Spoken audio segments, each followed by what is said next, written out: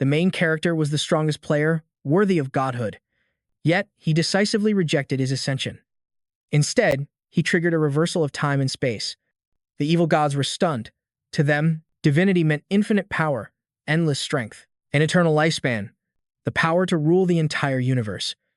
And still, the main character refused it all, because in this life, he had already lost too much. He'd thrown everything away for a woman who betrayed him and left him for dead in the apocalypse. He lost his family, his friends, everyone who ever cared for him. Was becoming a god really worth such lonely desolation? This wasn't the future he wanted. But the gods were ignorant of one crucial fact. His body was already a vessel for other divine beings. 20 years ago, the game known as Day of Damnation descended. It brought humanity both endless disaster and incredible opportunity. Humans were randomly chosen to participate in this deadly game, which featured countless dungeons of varying difficulty. Each dungeon had its own unique set of rules, but the reward was always the same: powerful skill cards. These cards could change your destiny, while failure cost you your life. It was all a twisted game created by an evil god, and it drove countless people into a frenzy. Everyone believed they could be the one to defeat the final boss and claim the legendary S-rank cards, to become the ultimate player. But in the end, only our hero survived, and this empty victory, this lonely godhood, was not what he wanted, so he rejected it outright. This act of defiance enraged the evil gods, who vowed to destroy the entire Earth in retaliation, but they had made a fatal miscalculation. The main character possessed a card that was beyond even their control. The time-space reversal card. He had saved this trump card all along, waiting for the one moment he would truly need it. It was an item that could turn back the very clock of history. Everyone's memories would be reset, except for the users. Everything that had ever happened would return to its starting point, giving him one more chance to change his fate. The evil gods were powerless to stop him. As the card activated, time itself began to unravel. When our hero opened his eyes again, he found himself lying in a hospital bed. He looked down at his hands. He had actually returned. Just then, a gentle voice reached his ears. "Leo, are you seeing those bad things again?" It was his mother's voice. She looked at him with loving concern. "Don't be afraid. Mom is right here." In his past life, ever since being dragged into the Day of Damnation, he had never seen his mother so lucid. She had become permanently trapped in the game, her real body left in a vegetative state. He remembered. The last time she had spoken to him so clearly was years ago. He instantly pulled her into a tight hug. "Mom, I missed you so much." His mother was confused by his sudden outburst. After all, from her perspective, she had never left his side. She worried his condition was getting worse. You see, our main character, Leo, was a patient at the Qingshan City Mental Hospital. He had been diagnosed with dissociative identity disorder since childhood. In simpler terms, he suffered from schizophrenia with multiple personalities. He always heard voices speaking in his head, but no one ever believed him. And so, he remained trapped in the hospital. He yearned for a normal life. A job, a relationship. But none of that mattered now. While everyone else lived their ordinary lives, Leo's time was running out. The descent was only 34 minutes away. The Day of Damnation would forcibly pull players' consciousness into its virtual world. If you couldn't clear a dungeon, you couldn't return to reality. And every first-time player was forced into a specific instance, an E-rank dungeon. Leo knew he had to quickly write down the guides to clear it. He had 10 minutes. He wrote everything down simply, so even his mother could understand it. If she could remember these strategies, she would have a chance to survive. Leo prepared 2 notebooks. One was for his friend, Kenji. His mother told him not to write so much. After all, the doctor said he needed to rest. Leo had suffered from this illness since he was a boy, and his father had abandoned them, taking all their savings. But his mother never gave up on him. No matter how exhausted she was after work, she would patiently teach him how to write. Only after losing her did he realize he had everything from the start. That's why this time, he would collect every S-rank card again. His goal was singular: save this world, and annihilate those arrogant gods. Just then, Kenji arrived with a bag of fruit. "Hey, I came to visit. I bought you some of your favorite tangerines." He was Leo's only friend. When they were kids, others would bully Leo, but Kenji was always there to protect him. That's how their friendship began. In the past life, Kenji had died a brutal death in a dungeon trying to help Leo clear it. This time, Leo swore that tragedy would never repeat itself. But Kenji quickly noticed something was off. "What are you writing? A novel? I love reading those. Let me see." Leo called it a dungeon guide. But Kenji didn't understand. The doctor had explicitly forbidden Leo from playing any games. With no other choice, Leo told him. This was a game they were forced to play. Kai's eyes lit up with a wild misunderstanding. "I get it now. Even if the whole world is against us, we have to play this game and become legends. That was close enough. Leo handed him 2 notebooks, already filled with countless notes. Read this carefully. Then, find my mother, and have her read the other one. Leo's voice was grim as he urged him to read every word. Remember as much as you can. At the critical moment, it could save your lives. Kai knew something was different about Leo today, but he agreed without hesitation. To protect the ones he loved, he had to defeat the so-called evil gods. More importantly, Leo had to become the strongest player. All over again. He had to clear every single dungeon and collect all 15 hidden S-rank cards. In this game world, players who cleared dungeons and killed monsters could receive cards ranging from E rank to S rank. There were various types, like item cards, special cards, weapon cards, and attribute cards. These cards granted players incredible powers, but there were only 15 S-rank cards in existence. Each one was completely unique and held a special power that even the evil gods couldn't control. For instance, the time reversal card. That was the key to Leo's second chance. Only by gathering all of them could he truly challenge the gods. The descent was just 1 minute away. Leo took one last look at the photograph. Congratulations. You have been selected for the first wave of the Day of Confinement. Game dungeon loading. Soul collection in progress. This time, Leo would protect everyone. He would clear every dungeon, reach the pinnacle once more, and slaughter every last one of those evil gods. Welcome to the world of the Day of Confinement. We wish you a pleasant game. Suddenly, Loki was pulled into a strange space. Loading player, Loki. Initiating E-rank dungeon. Corporate massacre. Background generated. Player's soul successfully integrated. The mechanical voice continued. Players' real-world memories are being erased, preparing to implant background memories. But then, an error message flashed repeatedly. Warning. Failed to erase players' real-world memories. The system returned to normal just as quickly. Dungeon boss is spawning. You may now freely explore the dungeon. Have a nice game. Loki materialized inside an office room. He looked down at his hands, his mind racing. So it's true. Everything is exactly the same as my past life. He scanned his surroundings. The dungeons in the Day of Confinement were eerily similar to the real world. Soon, other players began to appear around him. In this tutorial dungeon, a player's memories are supposed to be erased, making them believe this world is real. But for some reason, the memory wipe failed on him. If everything is just like before, then what comes next is the starting E-rank dungeon for the game world. The Day of Confinement. All the new players have been transported into an office space. Corporate massacre. It was a low-level E-rank dungeon. However, to clear it, you had to defeat 3 different boss monsters. Each boss possessed unique skills, and the difficulty increased with each one.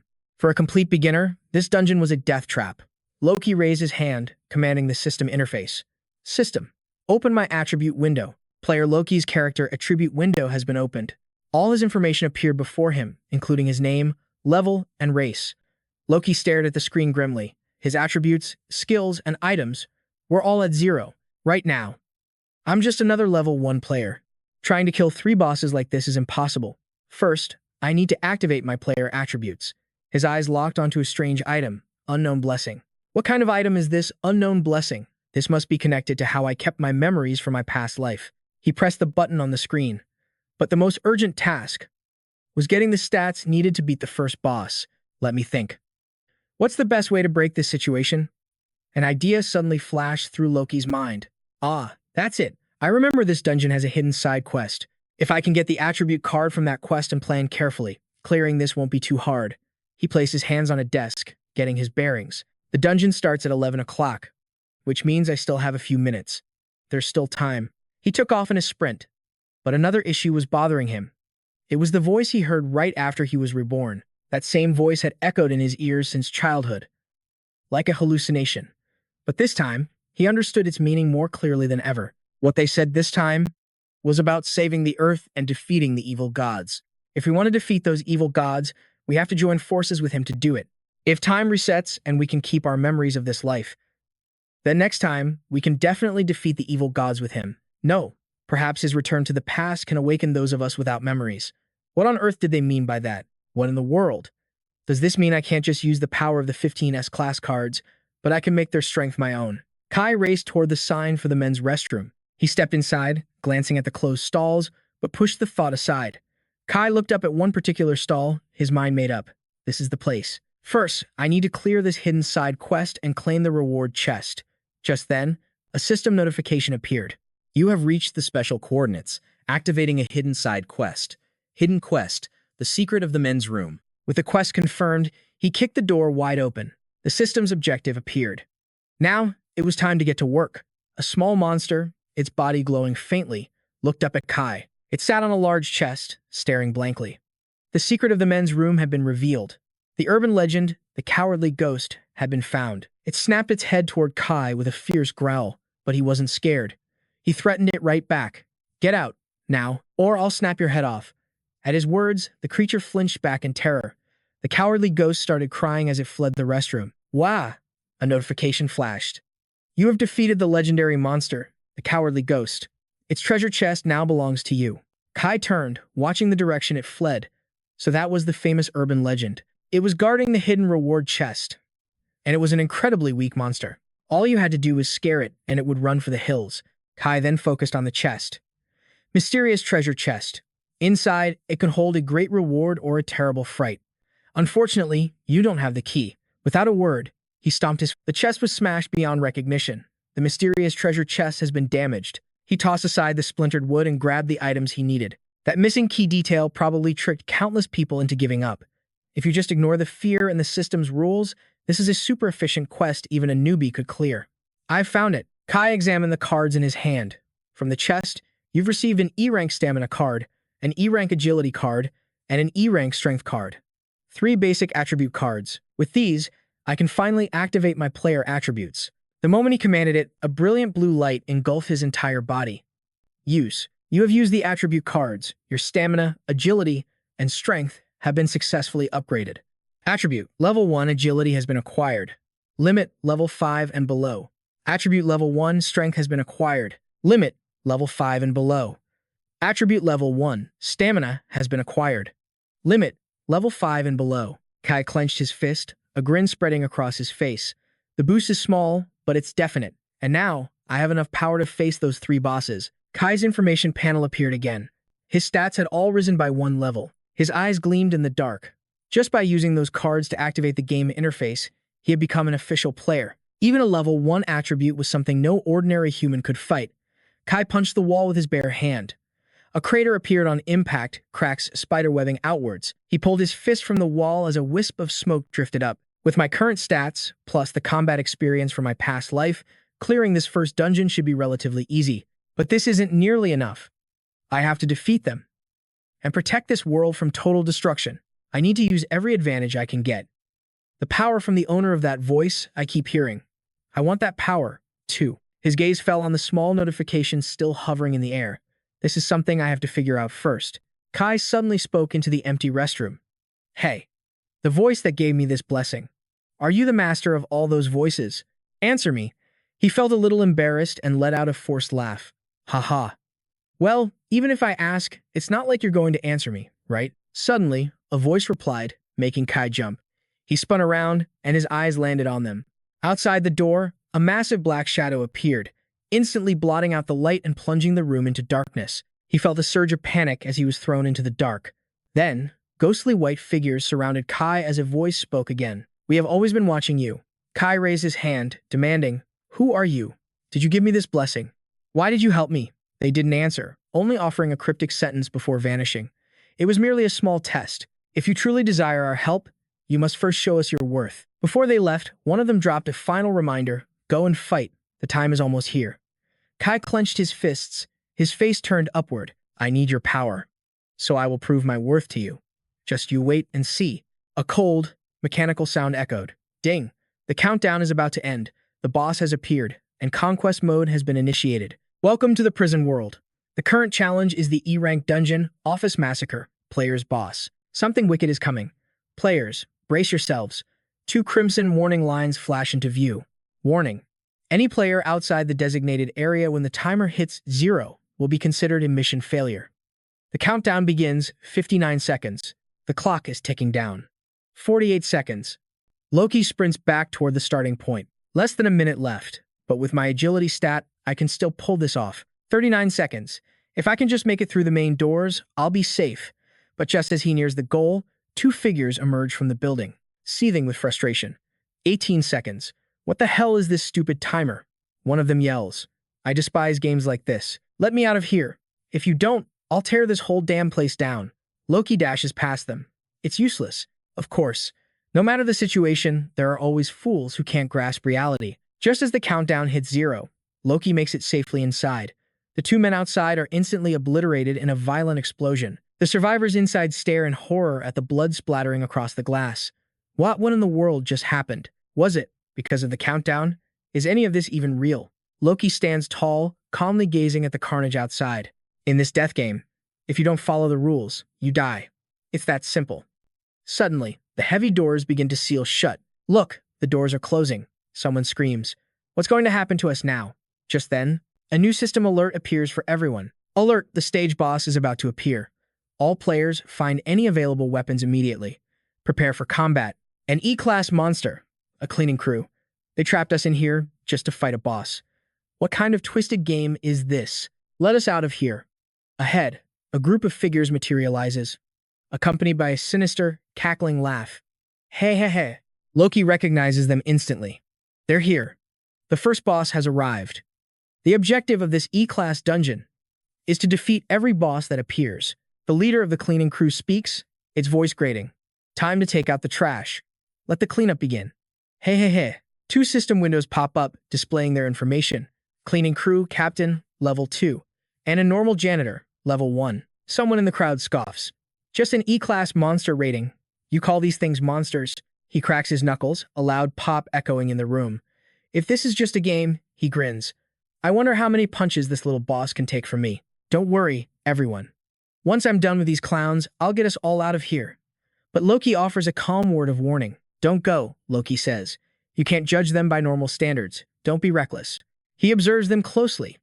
Even though it's only a level 1 monster, once its stats are higher than 0, it becomes something an ordinary person can't possibly handle. Trying to beat a boss that has stats with brute force alone is a complete fantasy. The man jabs a thumb at his own chest and barks at Loki. Shut your mouth. You were the last one through that door. A second later and your head would have exploded. What right do you have to give me advice? A wicked grin spreads across his face. I played more than enough games to know how this works. The leaderboards are unlocked based on the number of monsters killed. A system window appears over his head. Global player kill contribution rankings. Status. Locked. If I'm the first one to act, he thinks, I can secure a top spot on the rankings. A wild fantasy begins to form in his mind. A high-risk game that people are forced into. Must mean the rewards are immeasurable. Who knows, maybe after I clear this mission, I'll return to the real world as a billionaire. Fancy cars, beautiful women, a huge mansion. It'll all be waiting for me. His eyes burn with greed as he charges the cleaning crew. Come on, become a stepping stone to my fortune. Ha ha ha. But before he can even land a blow, the captain slices his head clean off. Everyone watches in sheer terror as it tumbles to the ground. How is that possible? The rest of the cleaning crew charges forward. Cleanup operation. Now commencing. Hey, hey. The terrified crowd scatters in every direction. No, please don't kill me. Stay away. I don't want to die. But the monsters don't listen, slashing wildly at everyone in their path. Hey, trash. You're all just trash that needs to be cleaned up. Hey, hey. The players desperately try to dodge the relentless attacks. What kind of hell is this? Just let me out of here. Help me. Somebody, help me. Just then, Loki, who had been standing silently, suddenly rushes forward. He sends one of the monsters flying with a powerful punch. Your opponent is me. The monster skids across the floor, crashing hard into the far wall. Loki clenches his fists, his voice ringing out with determination. If we want to survive this, there's no other choice. We have to fight and kill the boss. If I want to get stronger, if I want to obtain that S-class card, and one day defeat those vile gods, then killing this low-level boss is a necessary first step. The crowd stares at him, their eyes wide with awe. As if looking at a hero, someone's actually fighting back against those monsters. Who is that guy? How is he so strong? That big musclehead got killed instantly. But just then, the janitor shakes its head and slowly rises to its feet, sending a fresh wave of panic through the crowd. Damn it, that monster is still moving. Time to take out the trash. Without a word, Luo C lunged forward, bringing his weapon straight down. The creature was utterly annihilated, slowly fading into nothing. He slung the broom over his shoulder, his eyes fixed on the red card before him. The system only drops rewards after a monster is completely eliminated, so if a notification doesn't pop up, you have to land another blow, just to be sure. And right on cue, the notification appeared. You have received an Iron Broom, an E-rank weapon. Strength level +1. You have slain the janitor and obtained a strength card. E-rank strength card. For users below level 5, increases strength by 1 level. The other survivors began to whisper among themselves. He actually did it. He really managed to kill that monster. Just who is this guy? How is he even stronger than that muscle-bound dude? Luo Xi smirked as he took the card. Killing low-level monsters drops one of 3 card types: strength, agility, or stamina.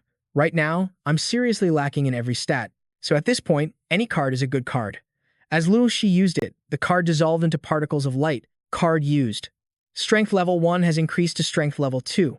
Another ordinary janitor monster shuffled towards him. Luo Xi tapped the broom in his hand, a confident smile on his face.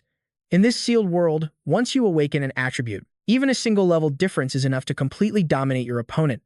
The monster raised its weapon, preparing to attack, so he simply grinned and walked toward it. You're no longer a match for me. A single, precise strike landed. The system panel flashed. You have slain the ordinary janitor. Reward received, strength card. E-rank strength card. Increases strength by 1 level for users below level 5. Luo Xi held the card, lost in thought. It's another strength card. Adding this one means my strength has finally reached level 3. He senses sudden danger, his eyes instantly sharpening. Luo Xi spun around, swinging his broom in a fatal strike. A smirk played on Luo Xi's lips. Trying to sneak up on me? That's useless. This time, the reward was different. You have slain the ordinary janitor. Reward received. Agility card, E-rank. Luo Xi's eyes lit up as he held the new card. Perfect. Agility is also a crucial stat. The janitor captain roared in fury. Trash, trash, you're all disgusting trash. The voice made him turn. The game has an aggro system. Whichever player kills the most monsters draws the forced attention of the remaining ones. This makes clearing them out progressively more difficult. Janitor Captain's exclusive skill, cleaning expertise, provides a buff that increases strength by 2 levels. Facing this many at once is suicide. I need a new strategy. I'll have to wear them down one by one. Both sides held their brooms like swords, ready to charge at any moment. Then, Luo Xi exploded into action. He shouted clearly to the onlookers, if you want to live, throw things at those 3 monsters. Distract them. Create an opening for me to kill them. I've already drawn all their aggro, so the rest of you are relatively safe. All they need to do is provide a little cover, and that will give me the opening I need to counterattack. Besides, if any of the other players have skills, I might be able to carry them through this stage with me. The more people who know how to clear this stage, the more survivors there will be. But the crowd just trembled, too afraid to follow his lead. If we act now, won't we just draw the monster's attention? The second they notice us, we'll be dead for sure. It looks like he can handle them by himself anyway. Luo Xi looked at them, completely speechless. These people are paralyzed by fear. It looks like I'll have to create my own opportunity. The captain suddenly charged forward, screaming, "Trash!" Just as it was about to reach him, a keyboard suddenly flew through the air and smashed into its face. Not just the onlookers, even Luo Xi was surprised. Did someone actually make a move? The person behind the keyboard thrower grabbed him, demanding, "Hey, what the hell are you doing?" The kid stammered in a panic. "He's fighting for us. We have to help him if we want to survive this." His words only fueled the other man's fear as he grabbed the kid's collar. But how can people like us possibly fight those monsters? The captain's gaze swept over to the one who had hit him. Trash. Must be cleaned. The two panicked and scrambled to get away. "Ah, the boss is heading for us." Despite his terror, the kid yelled to Luo Xi, "I've drawn the boss's aggro. This is your chance. Go for it." Across the room, Luo Xi finished off another janitor with a single blow. Thanks. You've slain the ordinary janitor." Luo Xi smiled, his eyes carefully observing the field. "My current stats completely outclass these other janitors. Since they're just ordinary monsters, I can one-shot them now. The only one left is the boss." 2 reward notifications popped up. You have received a reward, agility card. Card rank E. Attribute, agility. Rewarded with an E-rank strength card. The monster raised 2 brooms, preparing to strike. "Time to clean up the trash," the man screamed in terror. "Somebody help me." Just then, Luo Xi appeared behind the captain. "You're the real trash here." With a single, fluid strike, he severed its head, sending blood flying. "Congratulations, player Luo Xi. You have slain the stage boss." Luo Xi looked up as a system window materialized, revealing the newly unlocked player contribution rankings. In first place, Luo C, with a contribution score of 700, all other ranks were still empty. Player Luo C has defeated the first stage boss. The cleanup captain's boss rewards are now being distributed. A smirk played on his lips. So, the leaderboards are finally open. A contribution score of 700. I remember this. The player who ranks first after clearing the initial dungeon receives the S rank card, number 001. I never got that card in my past life. But all S rank cards possess unimaginable power. I wonder, just what kind of incredible ability does the 001 card hold? According to the board, I'm the only one with a kill count so far. But staying number 1 won't be this easy for long. After all, these rankings are global. Every single player was thrown into these initial dungeons. The Day of Imprisonment dungeons manifested all across the earth at the exact same time. In my previous life, I fought until the very end. But I know that countless powerful players emerged from the very beginning of this game. Each of them possessed unique strengths, abilities that were nearly impossible for others to copy. Even with this second chance, I can't afford to underestimate a single one of them. After clearing each dungeon, the rewards for the next stage are calculated based on your final rank. I need to find a way to maximize my score in every stage, to guarantee I remain at the top of the leaderboard. In this life, to defeat the evil god, I must not only conquer the game, I must obtain power far greater than I ever had before. Which is why the S rank 001 card, which is something I absolutely must have. The system's robotic voice chimed in again. You have defeated the slaughter stage's first boss, the cleanup captain. You have received the following rewards: attribute cards, E rank stamina, and 2 E rank agility. Special cards, E rank cleanliness, E rank iron embryo. Luo Shi touched the screen.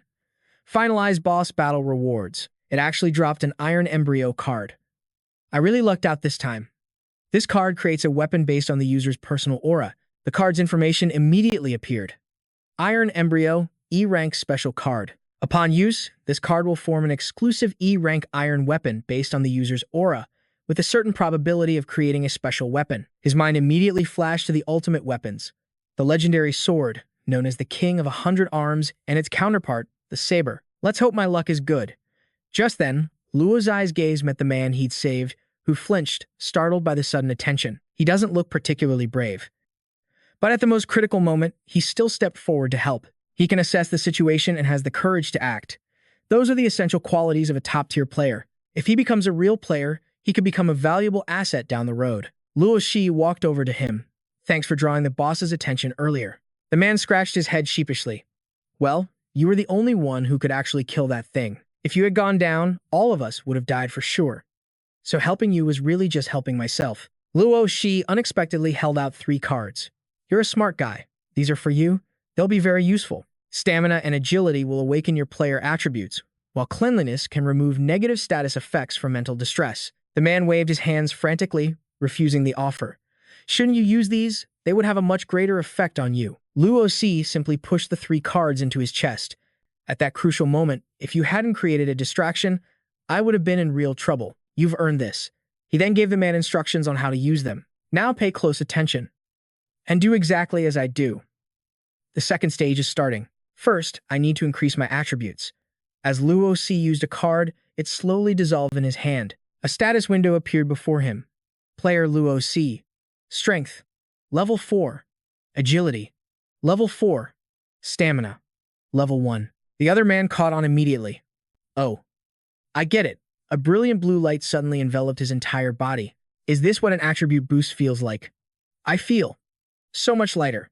But when he glanced at his own status window, he was stunned. Shu Wen pointed at the screen, confused. Why do I have experience points? I didn't defeat any monsters. Luo Shi quickly explained.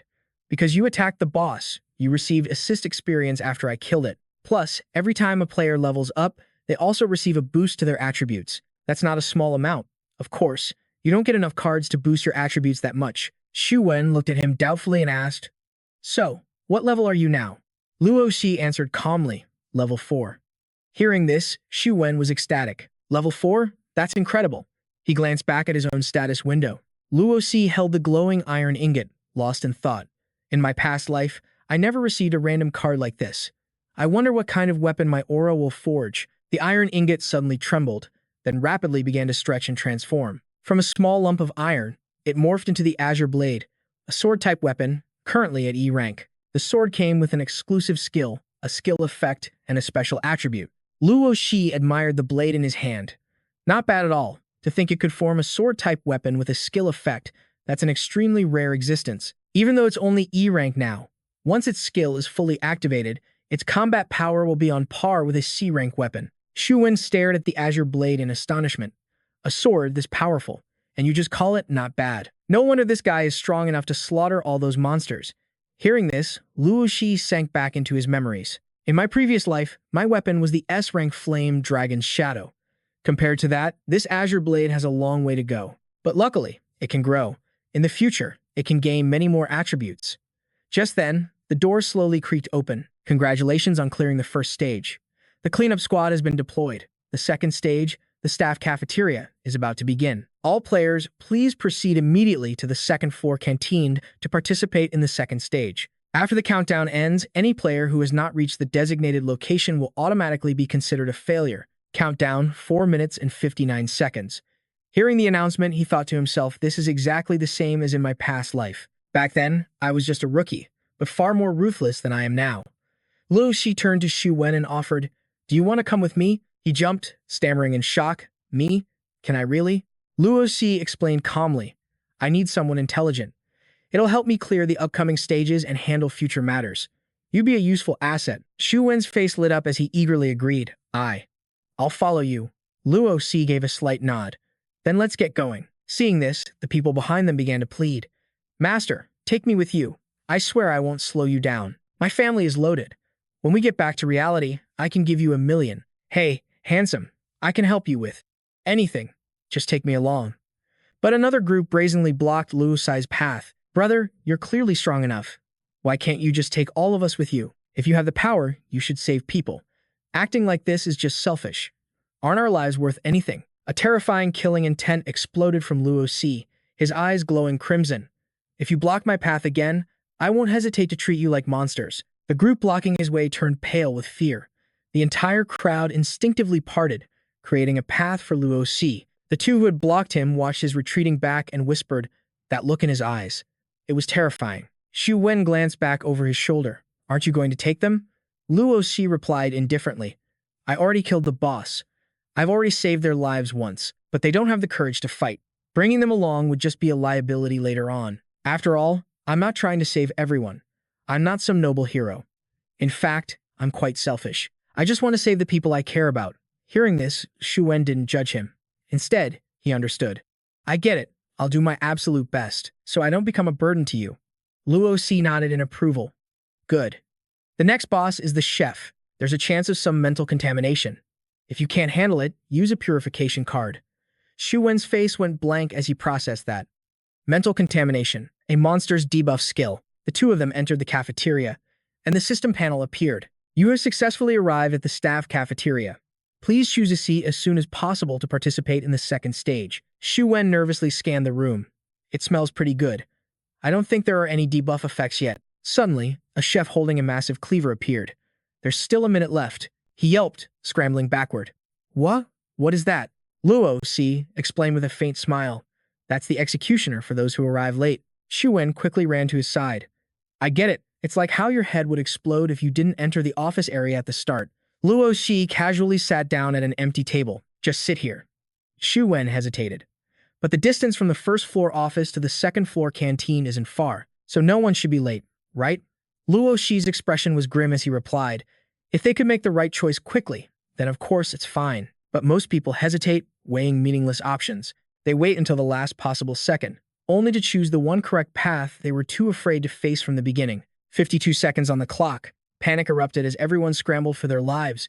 Why did we waste time debating whether to flee or not? Enough talk, just get inside, or our heads are going to explode. It's too late. We should have gone in from the very beginning. Damn it. 10 seconds remaining. The entire group flooded through the cafeteria's small door. We made it. We actually made it. Quick, find a seat and sit down. The countdown hit 0. Time was up. A player just outside the door gasped, thank God. We made it in time. As long as we don't go back out, we should be fine. Let's just get inside and sit down. But then, his eyes locked onto something dreadful. An executioner stood at the doorway, its blade slicing down on a player. Time's up. You have been eliminated, the group screamed, their faces turning ghost white. That thing is the stage, boss. Why did it show up so fast this time? We hesitated for too long up there. If we had just come down sooner, it wouldn't have ended like this. A distinct clattering sound echoed from the cart's wheels, filling the entire room with dread. A monstrous chef emerged, pushing a massive pot of food. Eat, eat, eat. Xu Wen stared at the bizarrely colored slop being served onto his plate. Steam billowed from the dish, carrying a horrifying stench that made him want to vomit on sight. His eyes widened with pure, unadulterated fear. Xu Wen slapped a hand over his mouth, stumbling backward. These dishes. They were made from the monsters in the previous room. A system window suddenly materialized.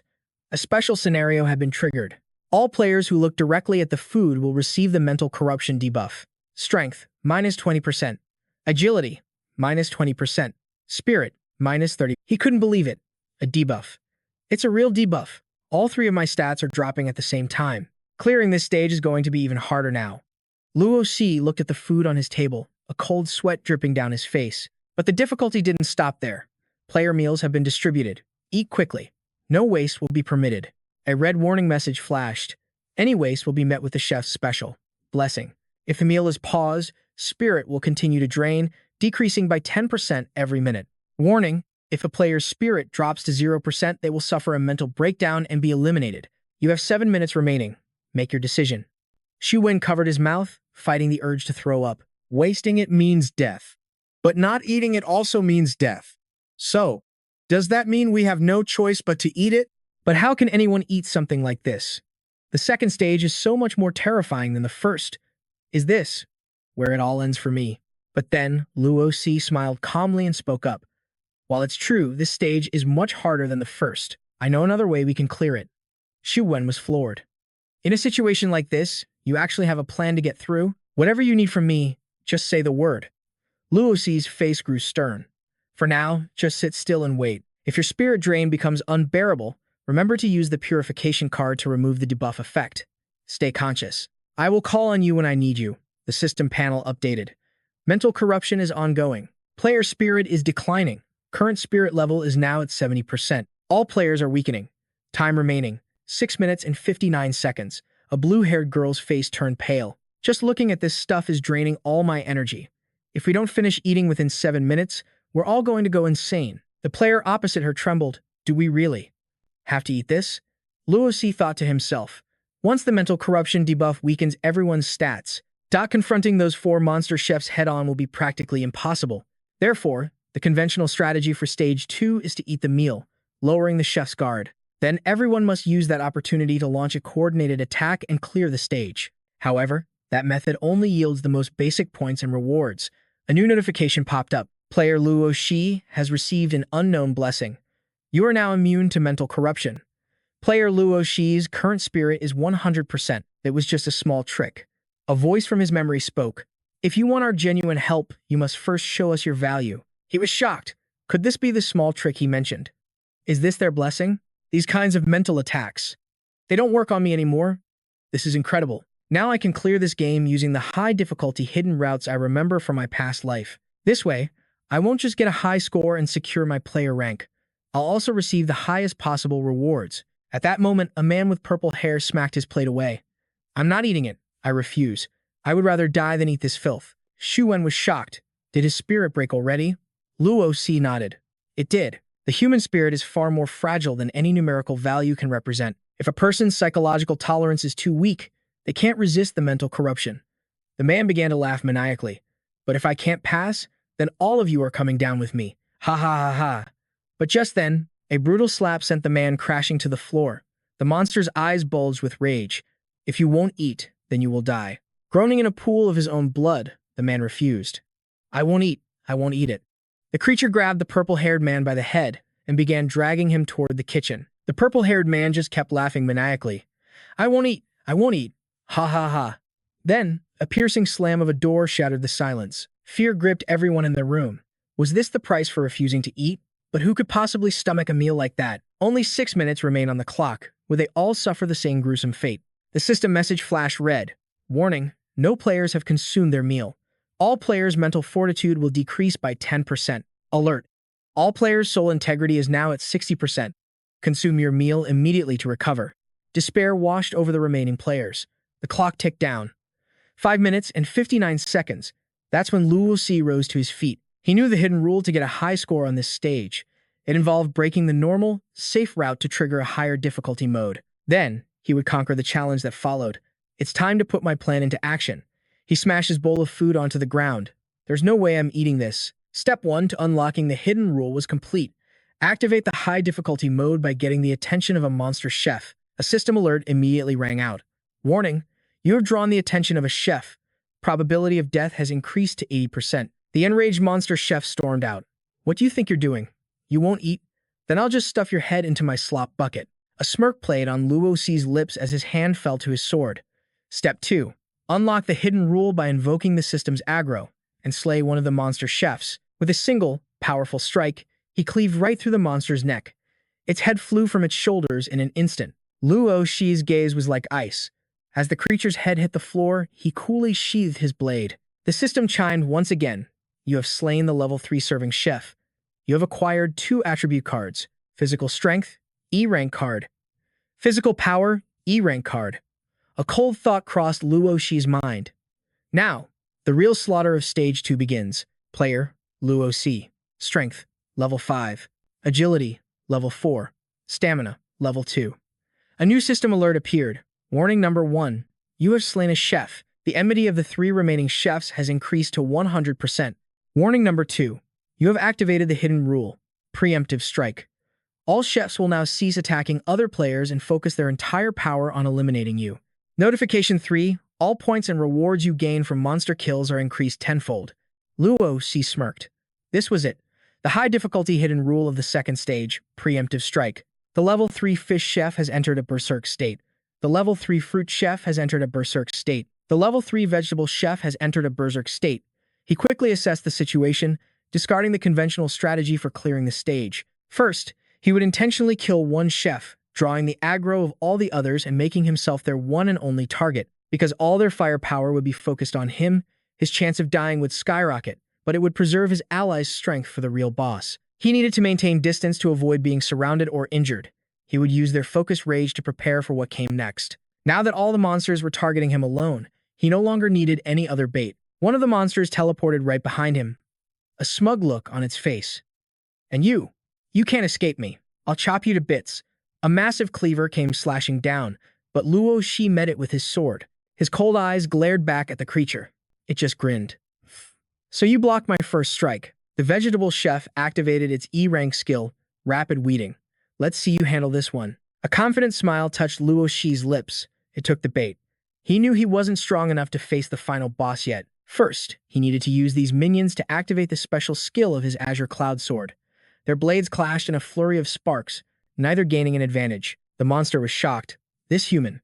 He can actually match my speed. But I'm the fastest of all the chefs here. Still, what good is speed? He's already lost. My cleaver has him pinned. How will you deal with the ones at your back? Just as it spoke, the other 2 chefs lunged at Luo Shi from behind. Luo Shi dragged his blade across the ground, sending sparks flying. Then, with a single powerful motion, he threw the monster's cleaver aside. The creature cried out in disbelief. He repelled my blade? Is his strength really greater than mine? But a moment ago, he was clearly weaker. A system window appeared for his weapon, Azure Cloud Sword. Exclusive skill, Void Rending Slash, has been activated. Luo Shi grinned. Thanks for the help. My 100 strike counter is finally full. The vegetable chef screamed, this is bad. He was holding back this whole time, using my attacks to charge his own skill. The other 2 chefs, already lunging, couldn't stop their momentum. Get back, it shrieked. It's a trap. A flash of lightning sparked in Luo Shi's eyes. Thinking of running now. It's far too late for that. He unleashed a devastating, sweeping slash. His blade silenced all 3 chefs in an instant. System notifications flooded his vision. You have slain the level 3 fish filleting chef.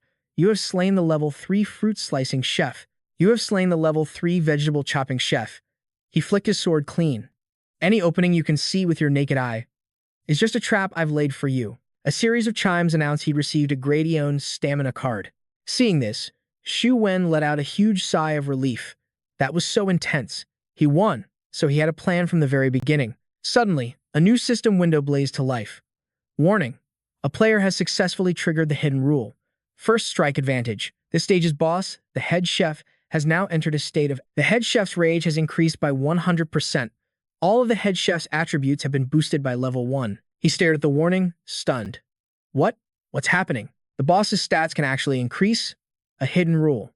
From deep within the kitchen, a terrifying killing intent surged outwards. Panic erupted among the other players. Is that an earthquake? No, the boss is coming. Did you see that warning? It just got stronger. Against a monster like that, can Luo Shi really win? But Luo Shi remained perfectly calm. So this is the final part of the hidden rule.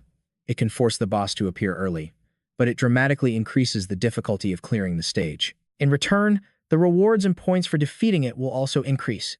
A system announcement rang out. You have triggered all hidden rules of First Strike Advantage. This stage boss's power has been greatly enhanced. The rewards and points you can obtain from this boss will be increased. Luo Shi's eyes hardened with resolve. I have to get those rewards. Only by earning more. By getting a higher score, can I achieve my goal in this new life. A crimson hand slammed against the wall, cracking the concrete. Blood-red eyes glared out from the darkness. A monster stepped into the light. Killed. Killed my adorable assistant chefs. Its information panel appeared. Head chef, boss grade E+, level 5. Current status, enraged. All attributes increased by level 1. Base attributes. Stamina level 6, strength level 8, agility level 3. Skill, bone severing cut. Effect, strength increased by level 2. Xu Wen flinched. Against something like that, how can Luo Shi possibly win? Luo Shi silently gave the command. Use all available attribute cards. 6 cards materialized, circling around him. To kill a boss empowered by hidden rules, you can't afford to hold anything back. The system's voice confirmed his action. You have used 4 grade E attribute cards. Player, Luo Shi. Strength level 5. Agility level 5. Stamina, level 5. Luo Shi glanced at the 2 remaining cards. Grade E attribute cards can only raise a stat to a maximum of level 5. These are 2 grade E agility cards. They're useless to me now. He tossed them to Xu Wen. Catch. Use them immediately. Right, Xu Wen replied, crushing the cards in his hand. Player Xu Wen, agility level 3, stamina level 1. A green aura flared around him. The others watched in shock. If I knew he'd share attribute cards, I would have helped him from the start. I wonder what those cards do. Could they actually increase our chances of survival? The head chef roared again. I'll ask one more time. Who killed my beloved subordinates? The piercing sound made everyone cover their ears. This thing is terrifying. Just its scream makes you too scared to even fight back. How can anyone win against a monster like this? Xu Wen clenched his fists. So this is the power from the attribute cards. I can feel it. The monster's scream isn't as scary anymore. I'm not even hurt by it. The beast raised its cleaver. Answer me, or I'll chop off all of your heads. Everyone scattered in terror. Ah, help me. In that instant, Luo Shi vanished. One moment he was there, the next he was gone. In a flash of movement, his sword met the monster's cleaver. The head chef stared in shock at the human who blocked his attack. The sword in Luo Shi's hand trembled slightly. He spoke with ice in his voice. It was me. The beast leaned in close. Little ingredient. You will pay a terrible price. Don't worry, I'll save your head for last. So you can watch me slaughter every last one of your friends. Luo Shi replied without a trace of fear. Before that, I'll be taking the head from your shoulders. The head chef slammed its cleaver into the ground. Then let's see if you have what it takes. Little ingredient. The force of the blow sent Luo Shi flying, smashing him into the wall with a deafening crash. Xu Wen screamed, Boss. A level 8 strength stat. Even he couldn't block a direct hit like that. Luo Shi slowly pushed himself up, his hair hiding his expression. I'm fine, boss. It's been so long since I've heard that name. In my past life, when I was conquering the Forbidden Throne, I managed to gather a team of my own. Their faces flashed through his memory. Boss, give us a smile. Our boss. Boss. Shi, you really were born to be our leader. Luo Shi stood up, his body aching. But on the path to the Forbidden Throne, every single one of them died. In the end, I was the only one left. But why? Why was I the only one who survived? The head chef grew even more furious. Insignificant pest. I'll chop you to pieces. But Luo Shi was lost in his thoughts. Back then, I didn't understand. But now, and in that moment, I finally understood. The monster brought its cleaver down with devastating force. Die. The head chef's blade slammed into the ground, tearing the earth apart. But somehow, Luo Shi dodged the attack. The sword in his hand began to glow with a brilliant light. The creature's eyes locked onto him. Your speed. You were faking it this whole time. Before it could finish, Luo Xi's blade cut coldly through its flesh. The reason I've survived to the very end is because I never hesitate and always think things through. Because more than anyone else here, I crave victory. Luo Xi sheathed his sword. The head chef's head slid clean off its neck as blood erupted like a fountain. He stood tall. Those who want to win will stop at nothing. But now that I've actually won, I realize I want more than just victory. After winning, I want to protect every single one of them, to defend their precious lives and fight for a normal world. A system window appeared. You have slain the stage, 2 boss, the corporate massacre head chef. The following items have been acquired. You have activated the hidden rule, preemptive strike. Your rewards have been automatically increased by 30%. E-rank attribute card, strength. E-rank attribute card, strength. E-rank attribute card, stamina. E-rank attribute card, agility. E-rank attribute card, strength. E-rank attribute card, strength. E-rank attribute card can increase the strength attribute by 1 level for those under level 10. Memory card. A grade 3 special card can be used to retrieve true memories. Head chef's special surprise reward. Choose to activate for use. For 10 minutes, a random attribute will be increased to level 3. Luo Xi stroked his chin, looking at the special reward. If I hadn't triggered that hidden rule, the only reward would have been the memory card. The other 2 are bonus rewards. On top of that, player contribution scores will also increase. He pulled up the interface to check his current contribution points. The player contribution rankings appeared. First place was him, with 1,700 contribution points. In second place was Han Junhai with 300 points. Third place, Liu Yan with 260. Fourth place, Yun Ran with 220. Fifth place, currently empty. Sixth place, currently empty. Seventh place, currently empty. Luo, she thought to himself, just like in my past life. Every single one of them is on the list, even though their scores are nowhere near mine. They are the truly gifted new players. In the future, they will become the pillars of humanity's war against the Day of Reckoning. But the wicked gods will never let the players grow too strong. Soon, they'll design stages that are unbelievably cruel. Last time, it was that kind of brutal game instance that wiped out most of humanity's strongest fighters. This time, when that instance appears, I will be the one to claim that special S-rank card to face it. I'm actually looking forward to seeing you all again. My old rivals. Just then, a notification sound chimed. Congratulations on clearing the second stage, the staff cafeteria. The final stage, Escape the Company, is about to begin. All players, please proceed to the ground floor lobby immediately. Players who fail to arrive before the countdown ends will be eliminated. The countdown begins 4 minutes and 59 seconds. Luo Xi looked at the screen and sighed. The final stage is about to start. He glanced over at Xu Wen. Xu Wen, let's go. The man followed his orders. Right, boss. He walked behind Luo Xi, pulling something out of his pocket. Xu Wen held out a handkerchief. Boss, wait a second. I have something for you.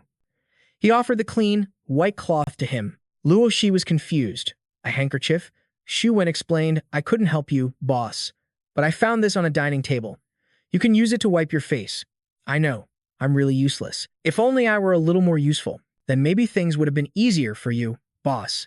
Looking at him, Luo Xi felt a stir of emotion.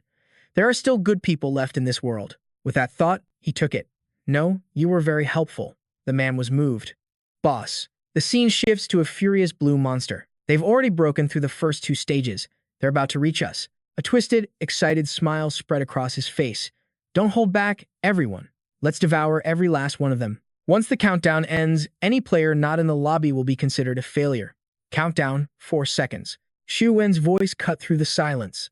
Boss. Did you rely on agility to take down the head chef monster? Does that mean a higher attribute level can just overpower any monster? Luo Xi replied with a serious expression. Not necessarily. It also depends on an individual's natural talents. After all, humans are generally categorized as either athletic types or intellectual types. Hearing his explanation, a sense of fear washed over Xu Wen. So that's how it is. Xu Wen thought with a sinking heart. So for someone like me who isn't athletic, even with level 5 agility, I couldn't possibly dodge a monster's attacks. His gaze shifted to Luo Xi, filled with pure admiration. The boss is so strong.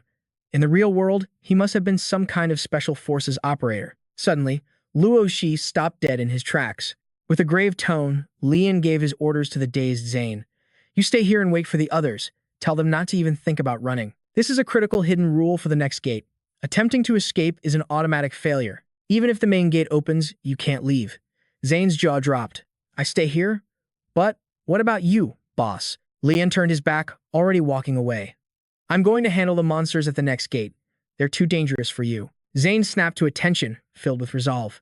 Boss, I'll make sure they all know about this hidden rule. His leader was so cool and surprisingly gentle, worrying about a nobody like him. Meanwhile, Liam was lost in his own troubled thoughts. In reality, having help at the next gate activates another hidden rule, one that makes the conquest far simpler. And though I can exploit other hidden rules, at my current level, I can't possibly clear this game alone. To be safe, I need to find the player with the highest combat power in this entire instance. After all, the third gate of the company massacre instance requires you to face 10 level 5 employees. On top of that, there's a level 7 security captain waiting in the lobby. Their power is on a whole different level from the stage 2 monsters. From my past life's memories, I know that cooperation is the only way through. Fighting solo is just a shortcut to getting cornered and killed. Just then, a voice cut through his thoughts. Hey, Lian glanced over. Cole, you finally made it. In his previous life, this man was a legend. The 3 gates of the company massacre were notoriously difficult. Back then, besides spending ages finding the hidden rules, this man with his special ability was the cornerstone for clearing this stage. His name was Cole, and in my past life, he was far more brilliant than I was at this point. Cole's brow furrowed. You had that short guy with the glasses tell us not to run. Are you trying to insult our intelligence? Lian just smiled. No, just a friendly reminder. Cole crossed his arms. Your performance in the last 2 gates was certainly impressive. Each time, I never even got a chance to make a move, but now I've got a handle on how this game works. Suddenly, Cole lunged forward, his fist raised high.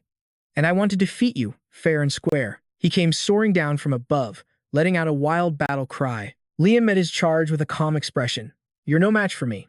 And just like that, he met the attack with a devastating punch. The blow smashed into Cole's cheek, sending him skidding back in disbelief. That's strength.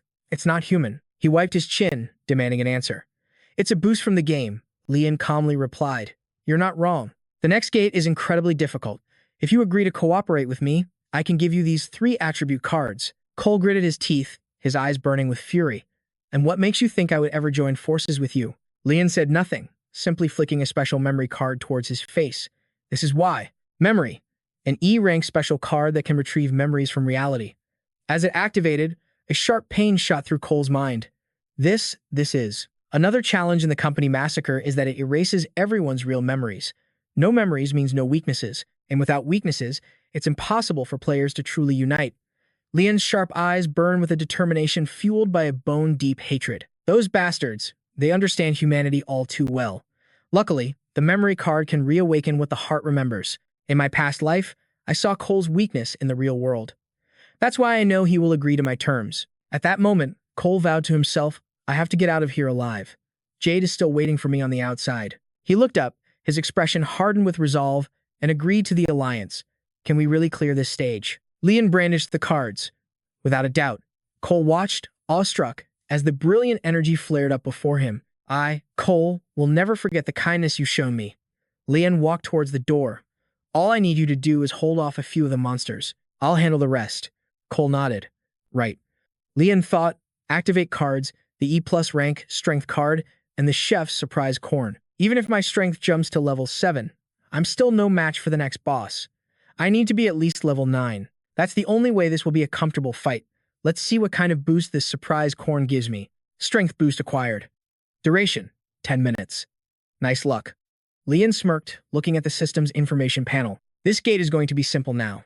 After all, there's still one more hidden rule, one that will boost my power by another level. The chef really came through for me. With that thought, he decisively pushed open the door to stage 3. A horrifying wave of energy washed over them, stopping them in their tracks. A humanoid monster cackled. Just the 2 of you? Did the others run away? So skinny. Barely any meat on your bones. I wonder how many hits you can even take. Beads of sweat began to form on Cole's face. Is this the first time I'm facing a real monster? Coming face to face with a monster. He never imagined the pressure would be this intense. He glanced over at Luo Shi, his heart sinking. Can we really win this? Just the 2 of us? Without hesitation, Luo Shi unleashed a gleaming sword, cutting them all down. We're more than enough. Zhang Yang watched in absolute awe. Luo Shi didn't have a single trace of fear. I need to be like that, too. A system notification suddenly echoed. You've reached the ground floor lobby ahead of schedule and unleashed killing intent toward the security team. A hidden rule has been triggered. Reward for courage. Player Luo Zi's strength has increased by 1 level. Player Xu Zhangyong's strength has increased by 1 level. Player Luo Sai, strength level 11. Astonishing gourmet effect. Strength plus 3 levels. Duration, 9 minutes and 59 seconds. Stamina level 5. Agility, level 5. Player Xu Zhangyong, strength level 2. Agility, level 1. And with newfound power, Zhangyong charged forward like a true warrior. If I powered up this much, then on this floor, I'm the boss. As the tension in the air became suffocating, Luo Shi moved to stop him, but Zhangyong shouted, "Just wait a second." Seeing the reckless charge, Zhangyong grit his teeth. This was just like the old days, a tense situation. Back in his underground boxing days, he often faced opponents with unknown strengths and weaknesses. He could still hear the roar of the crowd. "Go on. Knock him out for us." Surrounded by that boiling tension and fighting spirit, he had to choose the best strategy. His opponent had sneered, looking at him like he was nothing more than juicy prey. When the guy finally lunged, Zhang Yang dodged strategically, getting a clear look at his opponent's attack pattern. He then answered with a devastating punch to the face, followed by a final, critical blow. Back in the present, the horde of monsters shrieked with delight as Luo Xi charged. "Eat him!" But Zhang Yang's mind was racing. If he rushes in blind without knowing the details, he'll be at a huge disadvantage. The monsters, with their grotesque faces, screamed, "He's so scrawny. One look, and you know he's weak." The system displayed their information. Security guard, level 5. Strength, level 5. Stamina, level 4. Agility, level 5. Skill, mob attack, E rank. Damage increases by 25% when allied with 3 or more teammates. The monster laughed manically. "Let's see how many hits he can take." It then hurled a club straight for Luo Xi's head. The leader shouted, "I'll go first." But nobody expected Luo Xi to dodge the attack with almost superhuman skill. From the side, Zhang Yang grit his teeth. That kind of speed and power, it's impossible to react to. He held back on me earlier. Otherwise, I'd be dead. The monsters roared in anger. "Something's not right with this guy. Use your skills to take him down. Don't hold back. Get him." But at that moment, a system warning blared. "All players, please proceed to the ground floor lobby immediately to participate in the final challenge. Any player who fails to arrive after the countdown will be considered eliminated." Countdown 56 seconds. Suddenly, Luo Xi stopped, his sharp eyes fixed on something in the distance. The announcement stunned Zhang Yong for a moment. He observed the chaos and realized, even if the countdown hasn't ended, anyone who reaches the lobby will be attacked. This is another one of the system's malicious hidden rules. In the middle of the fierce battle, the system's voice rang out again. Countdown 49 seconds. Luo Xi knew he had to kill as many monsters as he could to create a relatively safe path for Wen and the others. At the same time, Wen was quickly giving orders. "Everyone, please move in an orderly line and avoid pushing. There's still plenty of time." Countdown 45 seconds. Luo Xi watched with a smirk. Wen's brain is surprisingly useful. He can actually sense my true intentions. The system announced, countdown 32 seconds. Wen's voice cut through the chaos. "Don't push. Form a line." Countdown 21 seconds. The boss intentionally stopped me for a reason, Wen thought. I get it now. I have to delay for as long as possible, and only bring everyone in at the very last moment. The system's voice suddenly interrupted. Countdown 12 seconds. Zheng Yong cracked his knuckles, filled with resolve. If these monsters are this weak, then I'll lend him a hand. Over on the other side, Luo Xi was attacking relentlessly. "Don't interfere. You're in charge of protecting them." Suddenly, a monster spun around, radiating a horrifying killing intent. "You piece of scum." Luo Xi's sharp eyes narrowed in thought. "Xu Zhangyang, it's your time to shine." At that moment, everyone was gathered at gate number 3. The monster charged forward, screaming, "Let's start with this shorty." But nobody expected Zheng Yang to leap forward and grab the monster by its throat. They weren't fighting alone. A wave of support rose from the crowd. "Don't give up. We can't lose to these monsters." Luo Xi watched with razor-sharp eyes. The blue cloud, sword's skill, was fully charged. The monsters roared with arrogant fury. "Brothers, unleash your skills. Finish him in a single strike." He decisively launched a rocket-like energy blast. Funny. I was thinking the same thing. A single strike from Luo Xi sent them screeching in agony. The crowd stared at him, their eyes filled with utter awe. Our leader is incredible. He's on another level. We're so lucky to have a powerhouse like him on our side. Meanwhile, Zheng Yang fought with a troubling thought. How is he this powerful? Just dealing with this one guy is a total nightmare. Luo Xi drew his blade with a chillingly beautiful smile. "Now, it's your turn." Final boss guard captain. level 7. Strength, 10. Agility, 7. Stamina, 8. HP, 100%. It let out a laugh dripping with contempt. How interesting, the creature sneered. Killing someone like you. Now that's what I call fun. Nearby, beads of sweat dripped down Shu Wen's worried face. A terrifying level 10 strength stat. Can our leader actually win this? But Luozi was already calculating his strategy. In his past life, it took countless men and a long time to defeat this thing. The roar of a fiery projectile rocketed toward the earth. Sharp determination gleamed in his eyes. But in this life, the monster's horrifying grin made the very air feel heavy. He focused all his power and launched himself into the air. This time, I am more than enough. With lethal precision, Luo Si cut down one monster after another. Their numbers dwindled as his devastating blade tore them apart. Suddenly, the system unlocked new information. Name, Luo Si. Race, human. Current level, level 8. Experience, 200 out of 1000. Basic attributes, strength, level 14. Stamina, level 8. Agility, level 8. Acquired skills, locked. Skill cards, none. Possessed item, Blue Cloud Sword, E rank. Received, surprise corn from the head chef. Strength plus 3, received. Reward of courage. Strength plus 1, received. Unidentified blessing. Luo Shi considered this.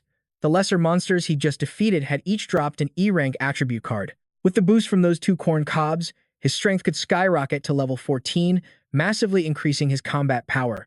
This was the true benefit of monopolizing all the experience and attribute cards, a knowledge he brought from his past life. Back then, he'd only reached level 2 by the end of the game.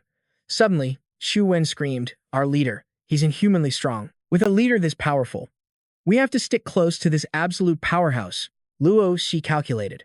After killing this last small fry, the stage should be cleared. Meanwhile, Zhang Yong was locked in a desperate struggle. "This next punch will settle things between us," he yelled. The monster, radiating a powerful aura, shot back, "Then allow me to send you to your grave." But just as he threw the punch, he heard Luo Si's voice from behind. "There's no need to be so reckless." Zhang Yong froze, completely stunned. He felt so helpless. This monster was an impossible challenge for him, yet Luo Shi defeated it without breaking a sweat. Just then, a system announcement rang out. "Congratulations on successfully clearing the E-rank novice dungeon, Corporate Carnage. Based on your performance, clear rewards will now be calculated. Clear contribution ranking. Player Luo Si, contribution rate, 99.9%. Player Xu Zhangyong, contribution rate, 0.075%. Player Xu Wen, contribution rate, 0.025%. All other players, contribution rate, 0%. Looking at the system data, Luo Si knew. The final clear settlement was about to begin. He wondered, with a contribution rate of 99.9%, what kind of insane reward was he about to receive? Multiple notifications flooded his vision. Calculating clear rewards for E-rank dungeon. Corporate Carnage. Survival clear reward. All E-rank attributes activated. Recipient. All surviving players in the dungeon. Note, all items obtained within the dungeon can be brought to the real world. The survivors erupted in cheers. One man shouted, "We're getting rewards, too." A woman beside him cried out in joy. "This is amazing. Just making it out alive was a miracle." Luo Si observed them, thinking to himself. It was just like his past life. Simply surviving to the end granted everyone a basic reward. This reward would boost their chances in the next dungeon. However, that sudden surge of power could also corrupt them, leading them to commit heinous acts in the real world. In this life, I have to establish a set of rules for players. And fast. A system to control this sudden, dangerous power is essential. To achieve that, he needed the backing of powerful figures from the real world. His ranking on the leaderboards would be the bait. They would be the ones to seek him out. Global Player Contribution Ranking. Rank 1, Luo Si. Contribution score, 3000. Rank 2, Han Junhai. Contribution score, 450. Rank 3, Liu Yan. Contribution score, 490. Rank 4, Yun Ran. Contribution score, 480. He was at the absolute top. The group erupted in excitement. "So this is what it feels like to gain stats? My whole body feels so much lighter. This is incredible. I feel like I'm overflowing with power." Xu Wen gasped from the side. "Me too." His status window popped up. Player Xu Wen, level 1, strength 1, agility 4, stamina 2, and mana 1. Zhang Yang declared with a smirk, "This boost in stats makes me feel way more powerful." Player Zheng Yang, level 1. Strength 2, Agility 2, Stamina 2, and Mana 1. But when Luo Shi saw his own stats, he was stunned. A strength stat of 15. It was ridiculously high compared to everyone else's. A new message appeared. Contribution rewards. Rewards for clearing the stage are distributed based on individual contribution. Higher contribution yields greater rewards. Xu Wen sighed. My contribution score is so low. I doubt I'll get anything. Zheng Yang gritted his teeth, filled with regret. If only I had jumped into the fight sooner. I could have earned a much higher contribution score. Luo Xi thought to himself. Even I don't know what to expect. In my past life, I never achieved a contribution score this high. Just then, a notification appeared for Xu Wen. Player Xu Wen, contribution 0.025%. Reward E-rank strength attribute card. His eyes widened in shock. There's a way to raise our stats even more? Zhang Yang exclaimed, I got 2 of them. So this is what contribution points are for. Player Zhang Yang, contribution 0.075%. Reward E-rank strength attribute card and E-rank stamina attribute card. His gaze, he wondered. The boss's contribution score is insane. What kind of reward is he going to get? Just how incredible will it be? Luo Shi stared at the cards in his hand. Well, this is interesting. This is the first time I've ever received something like this. Player Luo Shi, contribution 99.9%. Reward E+ rank, max effect all attribute card. Instantly raises all stats to level 10. Special reward, player class card. Effect, allows a random class change, with a chance to obtain a peak S rank class. Special reward, permanent team formation card. Effect, allows the user to summon any 2 players into their current dungeon. Luo Shi celebrated internally. A class change to strengthen myself, and a team card to build my own force. My luck is finally turning around. Suddenly, the entire room began to shake violently. Everyone cried out in panic. What's happening? Is it an earthquake? No. Wait, look over there. The dungeon.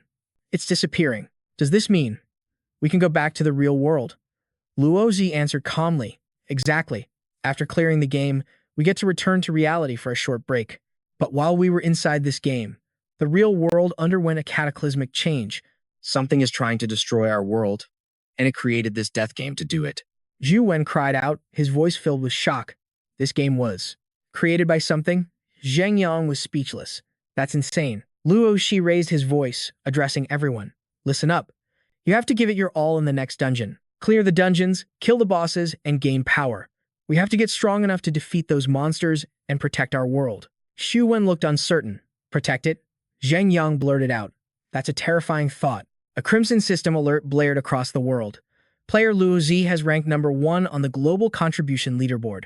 Reward, 1 S-rank special card. This S-rank special card contains a power that surpasses even the gods. Use it wisely. Suddenly, a shadowy figure emerged. A man with magnificent white wings. He spoke with an air of mystery. Let's see how this plays out. If he continues to shine this brightly, I might just grant him a sliver of my divine power. At that very moment, Luo Xi's eyes shot open. He sat up, his mind racing. I hope they listened. To save this world, I'm going to need the strength of many others. Just then, a nurse walked in and gasped. He's awake, she shouted. Doctor, he's awake. The doctor reviewed his chart. He's conscious, and his vitals are stable. It seems like he's going to be fine. You've been in a coma for 3 days. You fell unconscious at the same time as hundreds of thousands of others. But you're the very first one to wake up. How could it be a coincidence? Hundreds of thousands of people across the globe, all falling into a coma at the exact same moment. Do you know anything about this? Ignoring the doctor's question, Luo Xi's voice was ice cold. Where's my mother? He found her room and sat by her bedside. His mother was lying there, completely unresponsive. The doctor explained, she fell into a deep coma on the same day you did. All of her signs are normal, but she won't wake up. From a medical standpoint, she's in a persistent vegetative state. Luo Xi gazed at his mother, thinking silently. Just like in my past life, she was chosen for the first wave of players. The selection process for this game wasn't designed to drag everyone in all at once. Instead, it pulls humanity in wave after wave. Those who fail inside the game become comatose forever in the real world. Now that I've been reborn, the most important thing is to free my mother from this pain and give her the better life she deserves. A better life for her. And in my hand, I hold a special S-rank card, number 001. Its name is Freedom. Its power is to select one player It can prevent the day of confinement from ever choosing them. This is the only chance to escape the game's grasp forever. But is this what Mom would truly want? On top of that, the user also gains the power to enter or exit any game instance. Right now, I have to use this card to set my mother free. As he made his decision, the card floated from his hand, erupting in a blinding light. The doctor beside him shielded his eyes in shock. It's so bright. What in the world is going on? When the light finally faded, he opened his eyes and gasped. His eyes went wide as he stammered, how is this possible? Luo Shi's mother slowly sat up, looking around in confusion. Where am I? Xiao Shi? Doctor? Before she could process anything, Luo Shi rushed forward, pulling her into a tight embrace. He cried out with joy. From now on, Mom, you're going to be okay. The doctor standing nearby couldn't believe his own eyes, thinking to himself, is this a miracle? Meanwhile, somewhere else in the world, a global player ranking suddenly updated. First place, Luo Shi. Contribution points, 3,000. As they read the update, two mysterious figures spoke in unison. The world's #1 ranked player. We have to get this person on our side. And in yet another place, a mysterious voice echoed as it saw the same ranking. In the future, this person might just become the new ruler of this world. Back in the hospital, Luo Shi's mother sat on the bed, her voice soft. Xiao Shi, I had the strangest dream. I was in a terrifying amusement park. It was filled with all sorts of monsters, and there were so many other people there too. But the monsters, they just kept chasing us. Luo Shi handed her a peeled tangerine with a warm smile. And what happened after that? He thought to himself. So, her experience was just the beginner-level amusement park instance. She took the tangerine from his hand. Then, I saw a monster reaching its claws right for me, and right after that, everything went black. I couldn't see a thing. She turned and gently stroked Luo Shi's head. The next thing I knew, I opened my eyes, and I saw you, Xiao Shi. It was such a bizarre dream. He smiled to himself. Mom, that was no dream. Suddenly, a frantic shout echoed from just outside the room. Shi Zi, I got a Sakai'd. Luo Shi recognized the voice instantly. That's Zi Qing. He's exactly the same as in my past life. He managed to clear the stage and wake up. Just then, Zi Qing burst through the door, shouting with excitement. ZZ, I got transported to a game world. It's for real, just like a manga protagonist. But there were a ton of other people with me, too. And there was this super strong guy and girl duo. They basically carried me through the whole stage. Hearing this, Luo Shi's mother asked, Xiao Qing, did you have a strange dream, too? Luo Shi sighed to himself. Zi Qing's 8th grade syndrome hasn't faded one bit over the years. He then stood up and started pushing Zi Qing toward the door. Turning back, he said, Mom, you just woke up. You should get some rest first. Zi Qing and I are just going to talk outside. His mother replied gently, All right. Once outside, Zi Qing yelled, CZ, you don't believe me? Everything I said is true. That game world even has a name. Luo Shi sat down calmly. It's called the Day of Confinement, isn't it? His friend stared back, completely stunned. How did you know that? Luo Shi just explained, you must realize that this is all becoming our reality, right? Go ahead and open the global player contribution rankings. Zi Qing just stared back, dumbfounded. System. Open the global player contribution rankings. The next moment, the list appeared before him, and his jaw dropped. Zi Qing's eyes bulged as he stammered. The person ranked #1 on this list. A smug grin spread across Luo Shi's face. That's right. The system displayed the ranking. Rank 1, Luo Shi. He leaned back, crossing his arms with a look of pure satisfaction. That would be me. Zi Qing's eyes were practically popping out of his head as he screamed, Shizi, you're the top-ranked player in the entire world? I thought. Next, Luo Shi stood up, another card materializing in his hand. And now, he said calmly, get ready for the next system announcement, because I'm using this. A brilliant golden light immediately enveloped his entire body. Luo Shi commanded inwardly, System. Use player profession card. A system notification rang out. Player Luo Shi has used the player profession card. Now drawing a profession. Luo Shi watched calmly as the light swirled around him.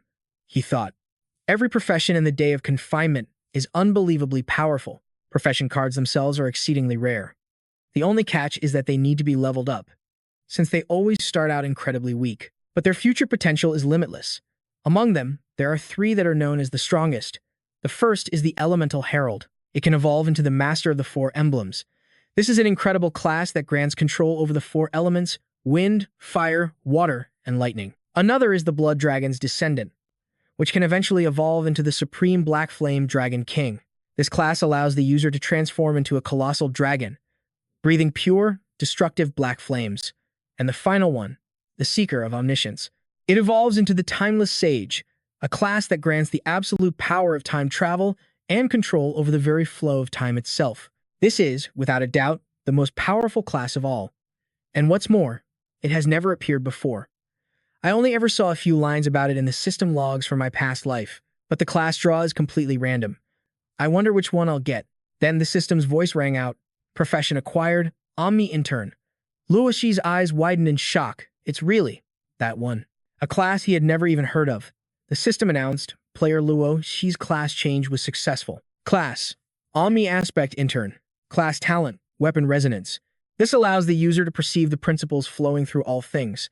They can transcend physical memory and resonate deeply with an object's essence, achieving a state where mind and skill become one. The system displayed Omni Aspect in turn with a series of question marks beneath it. Luo Zi's eyes widened. A normal class only has 3 advancement paths, but this one had branches all the way up to S rank. The difficulty of advancing this class was beyond anything he had ever known. What kind of power would the Omni Aspect Intern wield at its peak? Even for him, the former strongest player, a flicker of anticipation ignited within. Snapping back to reality, Xu Qing was still freaking out. She, you actually became the world's first class changer, he stammered. See, you. A global announcement rang out. Player Luo C has successfully changed class, becoming the world's first. Reward, 500 contribution point. Luo Z calmly asked, what about me? Suddenly, Xu Qing lunged forward, grabbing onto Luo Z's leg. With pleading eyes, he shouted, She, you gotta take me with you. For the sake of our lifelong friendship. Just then, a nurse appeared, stammering, am I? Interrupting something, he quickly shoved Xu Qing away. Is there something you need? He asked.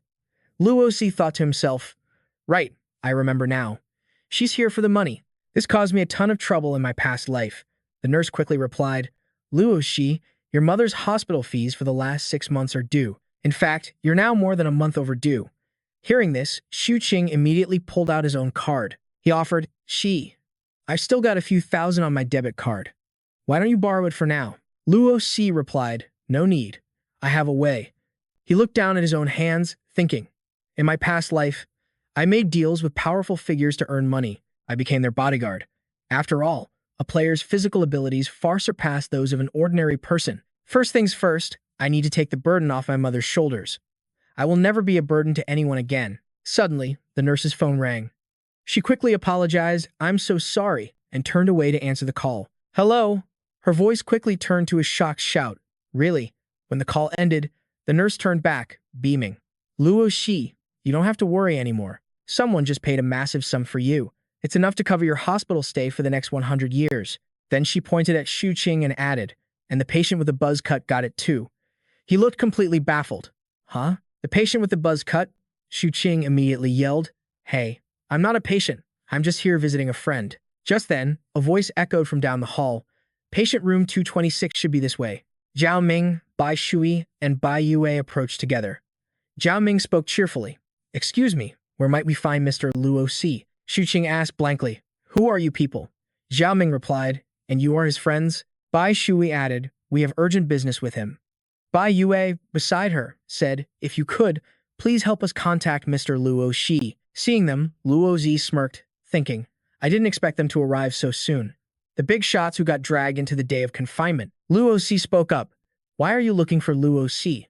Xu Qing stroked his chin, sizing them up. Judging by their clothes, these people are heavy hitters. Are they here because he is now ranked #1 in the world? But still, how much would 100 years in the hospital even cost? And why pay for me for 100 years? I'm not even a patient, the nurse whispered, reminding him that they were the ones who paid the fees. Luo Si replied, thanks for the reminder. I already figured it was them. Her eyes widened in shock.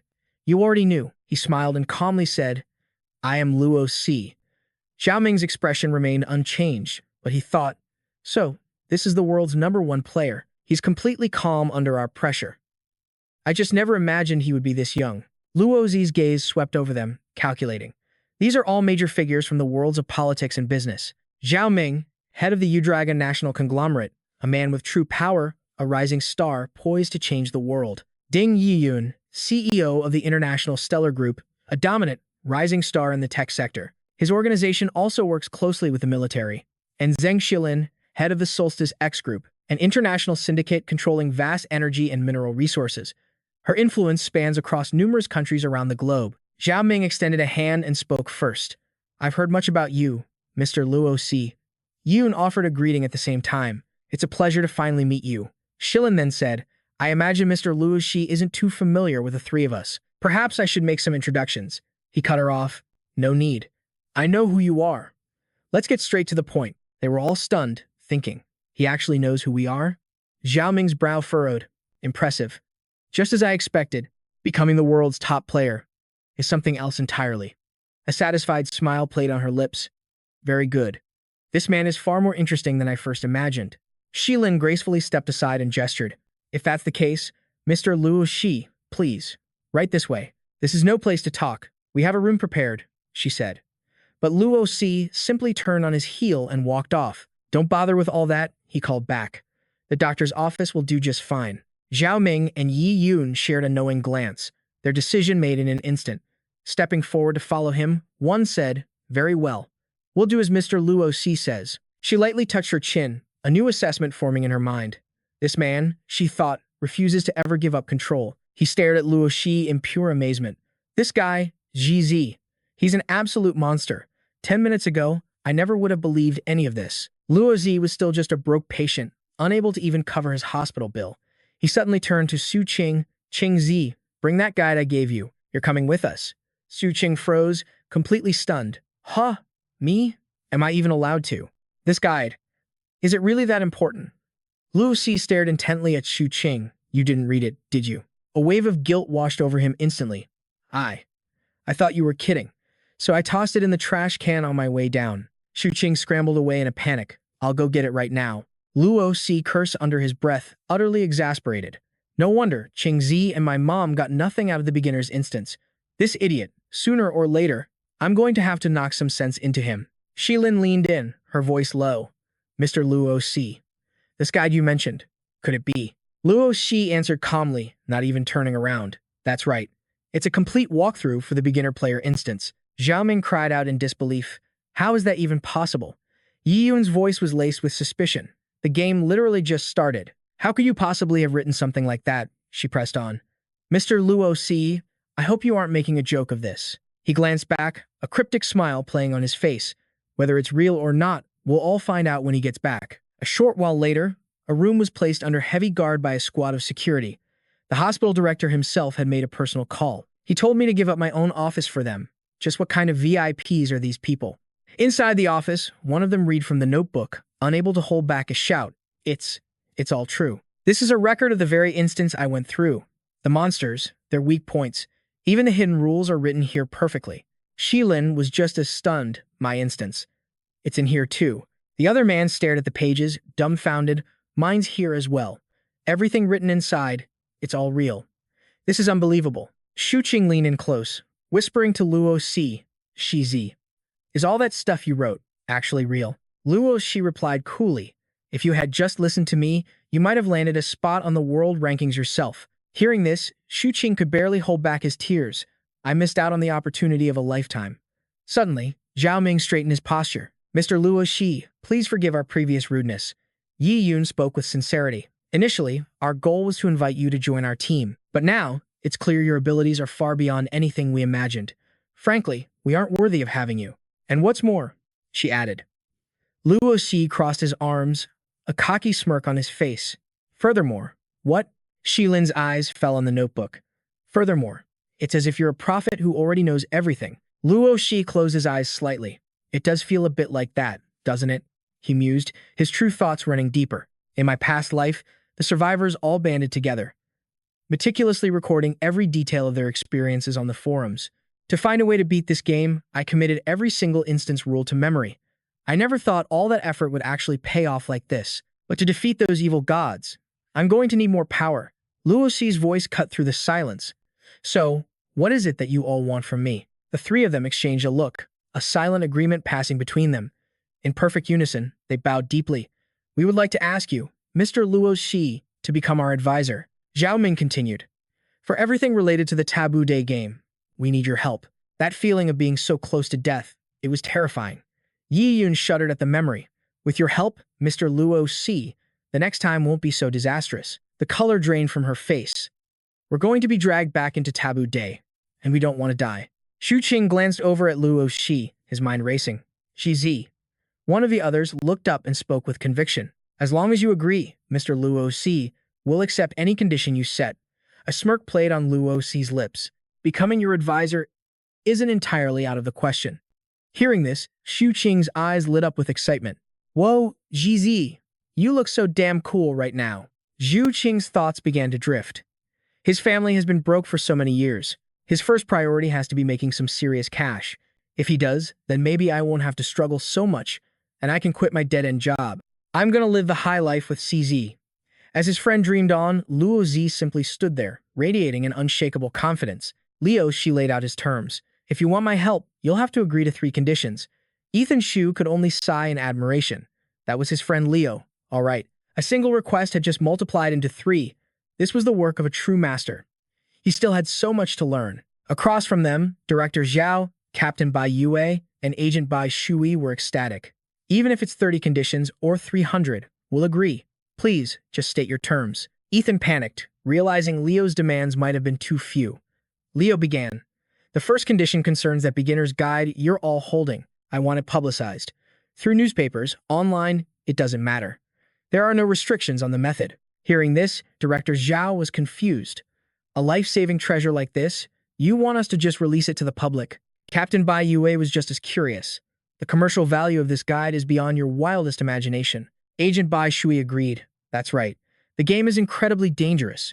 No one would risk their own life like this. Leo Sai continued unfazed. This priceless treasure you speak of. Am I not giving it to you, right now, for free? His words left the 3 of them speechless.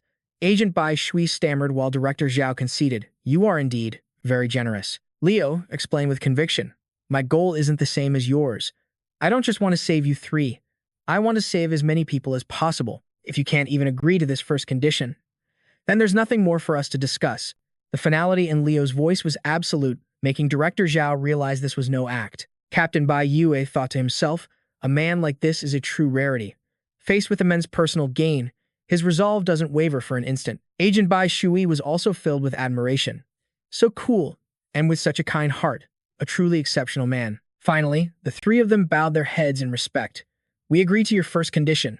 Furthermore, we will broadcast it to the entire world with the utmost speed. Good, Leo C said, moving on to his next demand. The second condition is that you must establish a player management bureau and create a code of conduct for all players. The goal is to control those who gain supernatural abilities and prevent them from destroying the world as we know it. Hearing the second condition, Director Zhao and Captain Bai Yue lit up. Please, rest assured. We were already planning to do just that. We will not allow powerful players to bully ordinary citizens. With everything moving smoothly, Leo raised his final point. Good. One last condition. Seeing him hesitate, the 3 officials grew suspicious. Could this one be incredibly difficult? Was Mr. C about to demand something so monumental that even they would struggle to achieve it? Nearby, Ethan was frantic. Leo, ask for money. This is my one and only wish. But Leo stated his request. I want a house. It doesn't have to be big. I just don't want my mother and I to live in a psychiatric hospital anymore. I want her to have a chance at a normal life. The sheer simplicity of the request stunned the 3 officials into silence. That's it? Ethan clutched his head, groaning in despair at his friend's final wish. Leo hesitated again. If that's too much trouble, I can just stay at the hospital. It was a personal request, and it felt terrible. He didn't want to be a beggar. However, contrary to his fears, the 3 officials were overjoyed to accept. Don't say such things. We agree, 10,000%. Please allow us the honor of preparing a home for you. Seeing them so worked up, he said awkwardly. All right then, but you don't need to be so emotional about it. Instantly, the 3 men corrected their posture. Our apologies, Mr. Sai. We lost our composure. We are truly sorry. In truth, they each had their own calculations. Director Zhao rejoiced internally.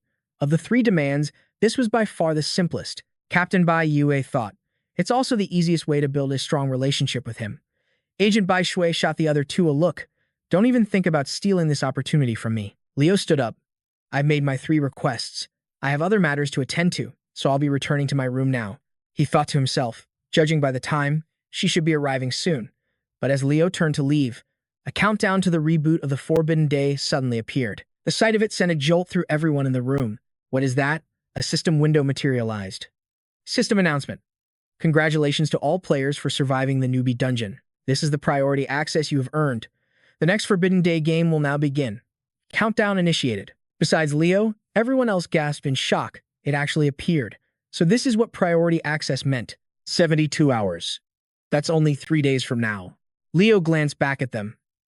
After you fulfill my requests, I will write the guides for all the second-round dungeons. You have 3 days. You better hurry. The three officials bowed in unison, their voices ringing out as one. Understood, Mr. C. Suddenly, a noise echoed from outside. Every head snapped cautiously toward the sound as a guard burst through the door. Reporting, sir, there's someone who wishes to. Captain Bai Yu erupted in fury. Did I not give orders that no one was to be allowed inside, disturbing us? Even if some official shows up, they should be told to wait outside. The guard stammered. But she said she's Mr. Luo Ci's girlfriend. The moment he finished, Bai Yue, Zhao Ming, and Bai Shui were all stunned. Unbelievable. Xu Qing rushed over, practically in tears. She, how could you start dating behind my back, you bastard? Luo Shi grabbed Xu Qing's head. Shut your mouth. Stop saying things that give people the wrong idea. Besides, I'm not dating anyone. From the hallway, a guard's voice echoed, Miss, you can't go in there. The person pushing her way in was Xiao Mei. She held a bouquet of flowers, running over with a joyful expression. Luo Si, it's been so long. Xu Qing's face soured. So, it's her. She actually has the nerve to show her face here? Zhao Ming wondered aloud. Is this Mr. Luo Si's girlfriend? Bai Shui silently judged her. Her looks are pretty average. Luo Shi's expression darkened. It's you, so that's how it is. An ugly memory surfaced.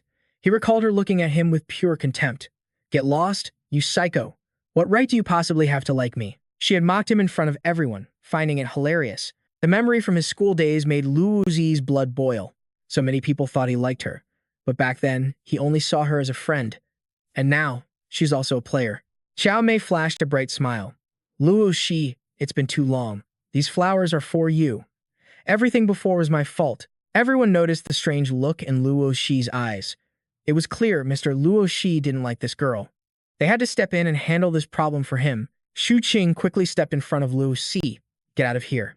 What gives you the right to say something like that? You're the one who humiliated Shi in front of everyone. Xiao Mei's face changed. That was when we were young and didn't know any better. I know I was wrong now.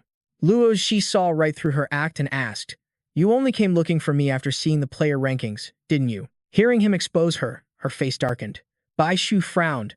So that's it. What a materialistic woman. Xiao Mei quickly tried to explain. That's true, but Luo Si, even though I rejected you back then, you can't just stand by and watch me die, can you? Hearing her shameless plea, Xu Qing grew furious. Rejected? You humiliated and slandered him. Use the right words. Luo Shi gently reminded him, Xu Qing, this is a hospital. Keep your voice down. We should go. Xu Qing fell silent. As they walked past Xiao Mei, Luo Si corrected her. And for the record, I only ever saw you as a friend. I never liked you. Xiao Mei shamelessly turned back. Luo Shi, are you just playing hard to get? If you help me, I can be your girlfriend. She tried to follow them. Luo Si, I will never leave you. Instantly, 2 guards moved to block her path. They stood like 2 giant walls, making it impossible for her to pass. Xiao Mei commanded, Get out of my way. I'm Luo Si's girlfriend. At that moment, Zhao Ming spoke up. Miss, it seems Mr. Luo Shi wants nothing to do with you. Bai Shui agreed. Stop flattering yourself. Mr. Luo Si never said you were his girlfriend, she ordered the guards. Please escort this young lady out. Xiao Mei was forcibly dragged from the room. She struggled against them, screaming, Let me go. I'm Luo Si's woman. Xu Qing took the chance to tease him. Wow, aren't you popular? Luo Shi's mind drifted to a memory from his past life. She should already be in the room. Luo Shi walked towards the hospital room door. It swung open, revealing the silhouette of a familiar girl inside. Wu Er turned around, her eyes wide with surprise. Luo Shi's mother smiled brightly. Xiao Shi, come here. Xiao Er is here to visit you. Wu Er stood up and explained, Auntie said you had to step out for a bit. I was free, so I thought I'd help out. A gentle smile finally graced Luo Shi's face. It's been too long. Wu Er looked confused. Too long? I think I was just here last week. An image from his past life flashed in his mind. Wu Er, lying in a pool of blood. Ah, Shi, live on. you have to live on. Suddenly, Luo Zi pulled her into a fierce hug, swearing an oath to himself. In this life, I will not let a single person important to me die. Wu Er was so stunned by his sudden embrace that she couldn't react. While Wu Er's face burned bright red, Luo Zi's mother watched from behind them, a gentle smile on her face as she witnessed the scene. Standing outside, Xu Qing wondered, are they really just friends? Something feels strange. The scene shifts to nightfall. Moonlight streamed through the cracks in the window blinds. While everyone else slept soundly, Luo Zi awoke. He was silently grateful to the hospital. They had proactively moved him and his mother to a better room. The Zhao family's influence was truly impressive. The system interface was still visible. The countdown showed just over 63 hours remaining. He checked the time again. The next instant's dungeon would likely be the same as in his past life. He sank into deep thought. After his class change, he had acquired the Qi resonance skill. It gave him a strange new feeling, a new perception of every single thing he touched. Like when he touched the edge of the bed, for instance, he silently activated the ability. As he used the skill, it felt like it was analyzing the object, giving him a much deeper understanding of the hospital bed. For example, he now knew that the second screw on the bed's left leg was about to fall out. He ceased channeling his power. What a pity, this hospital had no weapons. He was eager to test the true limits of his analysis skill. Suddenly, a voice echoed from the void. Luo Xi, you have finally earned the right to participate in this god's trial. Luo Xi froze. It was the same voice that had haunted his mind since the day he was born. He called out into the emptiness. Who are you? What right? The voice replied, you will know who I am in time. But for now, a dark distortion materialized before Luo Xi's eyes. The shadowy mask took on a humanoid form and spoke. You have a choice. Will you undergo this god's trial? Luo Xi seized the opportunity. This being held the power he needed to defeat the evil god. If he didn't go now, when would he get another chance? He agreed without hesitation. I'll pass your trial. Let's begin. The mysterious voice let out a chilling laugh. Very well, then let it begin. A gateway of light tore open the fabric of space. If you can pass this trial, you may return to your world. If not, you will remain in this trial dimension forever. Luo Xi stepped through the portal, his mind racing with every step. Even I have never witnessed a power like this. So divine and mysterious. Passing this trial is the only way out. So what reward awaits me if I succeed? The portal transported him to an unknown realm as the voice boomed. The land of trial has been constructed. A blinding flash of light erupted with a deafening roar. Luo Xi had arrived at the trial grounds. Luo Zi tensed up, carefully scanning his surroundings.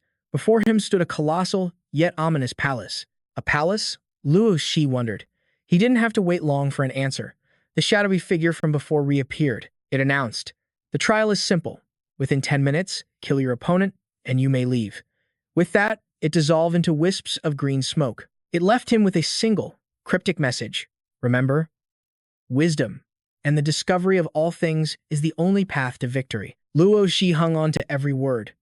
Then, a sudden announcement echoed through the air. Your trial begins now. Through a hazy mist, a figure began to take shape. The system provided information. The keeper of the solitary vow, the strongest swordsman, who can never be wounded. Trial time remaining, 9 minutes and 59 seconds. Luo Xi stared at the giant before him. He thought to himself, so this is my opponent. A slight smile crept onto his face. The strongest player versus the strongest swordsman? Huh, interesting. A sword materialized from the ground below, the weapon granted to him for the battle ahead. Luo Xi grinned, gripping the hilt. I was just looking for something to test my resonance of qi on. He tried to activate the skill on the blade, but a system notification appeared. This item is not a true artifact. Resonance is impossible. Luo Xi glanced at the sword. He quickly concluded, so, resonance of qi can only sense true artifacts. This sword is nothing but an illusion. He cast a challenging gaze at his opponent.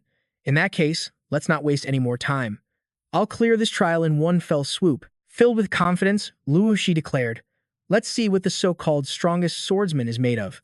Lucas swung his colossal sword, unleashing a powerful strike. Steel clashed against steel. Luo Xi commented, not bad. Your strength is impressive. For the moment, they were evenly matched, neither giving an inch. Again, Lucas's blade came crashing down. Watching the speed of the attack, Luo Xi was inwardly amazed. He's surprisingly fast and powerful for someone wielding such a massive sword, and the swordsman's relentless assault showed no signs of slowing. Luo Zi quickly recognized his opponent's strange fighting stance. It's the opening for a finishing move. Lucas then unleashed a devastating barrage of attacks. However, Luo Zi launched himself into the air to evade. While dodging, he prepared a counterattack. A powerful move. but it leaves an even bigger opening. The battle is decided. He aimed straight for the swordsman's neck. He's just an illusion anyway, same as my sword. He felt no psychological barrier to killing him and had no intention of holding back. Luo Shi's blade sliced cleanly across the swordsman Lucas's neck. He glanced back, certain a wound like that would have been fatal. And yet, Lucas was completely unharmed. It was then that Luo Shi remembered the description, the strongest swordsman who can never be wounded. The swordsman immediately lunged forward to counterattack. Luo Shi quickly shifted to a defensive stance, his mind racing. So that's what it meant. He literally can't be killed by anyone. He had to find a new strategy. There had to be a way to defeat him other than by direct combat. By now, half the time was already gone. Time remaining 5 minutes and 17 seconds. Luo Shi was at a loss. What do I do? The swordsman continued his relentless assault. All Luo Shi could do was desperately evade. The clock kept ticking down. 4 minutes and 21 seconds left. Luo Shi suddenly recalled the hint he received when he first arrived. Wisdom, and the discovery of all things, is the only path to victory. He felt a surge of hope. That crucial hint had to be the key. Suddenly, Luo Shi spotted a skeleton positioned directly behind Lucas. A skeleton. He's protecting it. The solution finally clicked into place. I get it now. You're the keeper of the vow. His vow is to protect what's behind him. That must be how I win. From a distance, a pair of ancient eyes watched the battle unfold. It seems he is not yet worthy of this god's blessing. No matter what swordsmanship one uses, it is impossible to kill the blind vow keeper. The countdown timer showed a mere 2 minutes and 19 seconds remaining. Luo Shi descended from above, his blade arcing downwards, but his target wasn't Lucas himself. It was the blindfold covering his eyes. The observer of this battle was stunned by Luo Shi's move. Instead of delivering the final blow, Luo Shi halted his assault. He spoke, "You who swore an oath to remain blind. Open your eyes. The one you swore to protect is already nothing but a pile of bones." Lucas slowly turned his head. Just as Luo Shi had said, the person he guarded was now a skeleton. A gut-wrenching groan of agony escaped his lips. Lucas clutched the bones, his cries echoing in the void. Then, both he and the skeleton dissolved into nothingness. 51 seconds remained on the trial's countdown. Luo Shi declared the answer was hidden in the oath itself. A being bound by a vow cannot be killed by force. He failed because he witnessed the ruin of his promise, causing him to self-destruct. Giving me a weapon from the start was nothing more than a trap. Isn't that right? You, who hides in the mist? A voice boomed from the fog, filled with excitement. Excellent. The simplest truths are often the hardest to see, but you have succeeded. A brilliant light flared to life. For that, I shall grant you a true blessing. You, Luo Shi, have earned this right. The mysterious figure summoned a colossal power from the heavens above. Luo Shi wondered aloud. This blessing. What kind of power will I receive? He stood within a swirling vortex of energy, his vision filled with illusions. The mysterious voice returned. Luo Shi. The true trial begins now. You must face it. Hearing this, he questioned. What do you mean? Another trial. The entity answered, to receive this blessing, you must endure the very power of a god. Now feel it. The psychic shockwave of all living things. Pain, rage, joy, and sorrow. These are the prayers of a billion souls. In that instant, Luo Shi's entire being plunged into a deep abyss filled with shattered fragments of existence. The abyss was a grotesque pit of countless, tangled corpses. As his body fell through the void, it felt as if a hand reached out to catch him. This was how Luo Shi experienced the emotions woven into the trial. He realized the divine power stemmed from the collective faith of all life on Earth. It was the entire cycle of life and death, a process Luo Shi was forced to comprehend. Truly, a terrifying power. His face grew pale and his eyes turned lifeless. A stream of blood and tears flowed endlessly down his cheeks. On and on it went, pushing him to his limit. But then, Luo Shi's eyes snapped open with a savage grin. To think I'd gained such immense power, I can't help but laugh. I will wield the divine will of this entire planet to fight back against invaders like you. This is the final shockwave. No mortal can withstand this. The radiant energy intensified, creating a mesmerizing, overlapping vortex. A sudden silence fell. The entity thought to itself, he must have finally broken, right? But from within the blinding light, Luo Shi emerged, standing firm. The entity was speechless. He hadn't fallen. A cruel smirk played on his lips. Is that all? The entity's tone shifted to amusement. Interesting. Very interesting. Just as I expected of you. You truly are the one we chose. You will receive the blessings of 4 gods. Luo Shi, remember their names. Furthermore, once you gain their full recognition, the true, ultimate blessing shall descend upon you. A murderous aura radiated from Luo Shi's scarred face. Your name. Ultimate blessing. But in the next instant, the entity vanished, leaving Luo Shi completely baffled. Your name. You didn't even tell me your name. He awoke in a hospital bed, drenched in sweat. What was that being's blessing? Luo Shi immediately checked his newly updated system interface. A notification declared he had received a special blessing. Mental Guardian. Immune to all forms of psychic abilities. Eternal Benefactor, Archangel Gabriel. Luo Shi was shocked. Gabriel. So that's his name. This must be the blessing I received during the trial. Immunity to all psychic attacks is great. But now I'm more interested in that ultimate blessing Gabriel mentioned. With that ultimate blessing, who knew the mental illness plaguing me was actually a horde of Earth's gods? So the power to save the world was hidden in my own condition all along. Just then, a countdown appeared on the screen. 23 hours, 49 minutes, and 23 seconds. Shu Qing's jaw dropped. They even made a video clip of it. Luo Shi grabbed the boy by his sparse hair to get his attention. This is a hospital, he reminded him. Shu Qing quickly explained, sorry, I just got excited. Look, it's a simulation clip of the instance dungeon. It looks so real. Just then, Luo Shi's mother walked in with a warm smile. It's so nice to see they get along so well. Luo Shi spoke up. Zhao Ming's group is incredibly efficient. In less than 2 days, the entire internet is flooded with promo clips of the first instance dungeon. They even partnered with the government to create a special agency for player management. A new system notification popped up, the World Player Contribution Rankings. First place, Luo Shi, with 3,500 contribution points. Second place, Han Sunhai, with 500 points. Third place, Liu Yuan, with 490. Fourth place, Yun Yan, with 480. He stroked his chin thoughtfully. I wonder if this storm I've created will help the other powerful players soar even higher. Just then, a nurse walked in. Mr. Luo Shi, please come outside for a moment. There's a convoy of vehicles here. They say they've come to pick you up. Shu Qing scrambled to the window, pulling back the curtain to peek. A convoy of cars, here for Luo Shi. But what he saw next made his eyes go wide with shock. Model. Shock was an understatement. This was more than just a car change. Down below, a fleet of luxury vehicles stood waiting, flanked by staff lined up like a royal honor guard. Bai Shu spoke up, Brother Shu Qing, please tell Mr. Luo Shi we're here to show him his new residence. The young man was practically bouncing with excitement. Shi. Those three brought a whole motorcade to pick you up. Luo Shi's voice was calm. I know. Let's go down. Do all rich people love making such a grand entrance? Just then, a troubled look crossed his mother's face. Little C, we can't get involved in anything criminal. He casually grabbed an apple, reassuring her. Criminal activity. Don't worry, Mom. I'm not breaking any laws. I'm going to save the world. She looked stunned, as if she'd misheard. Huh? Save the world? The nurse forced a smile. Mr. Luo Shi does love to joke around. Luo Shi thought to himself, sooner or later, you'll all know the truth. The staff bowed deeply. This way, gentlemen. Under a clear blue sky, a gentle breeze rustled through the open air. Inside a massive, gilded mansion, a voice echoed, Mr. Luo Shi, this is a private estate I personally selected. It's nestled among picturesque mountains and rivers, and there's even a garden out back. All the food is completely organic, Zhao Ming said with a smile. Plus, you'll have 16 bodyguards and 8 maids on a 24-hour rotation. You and your mother will live in absolute comfort here. Shu Qing's jaw dropped in disbelief.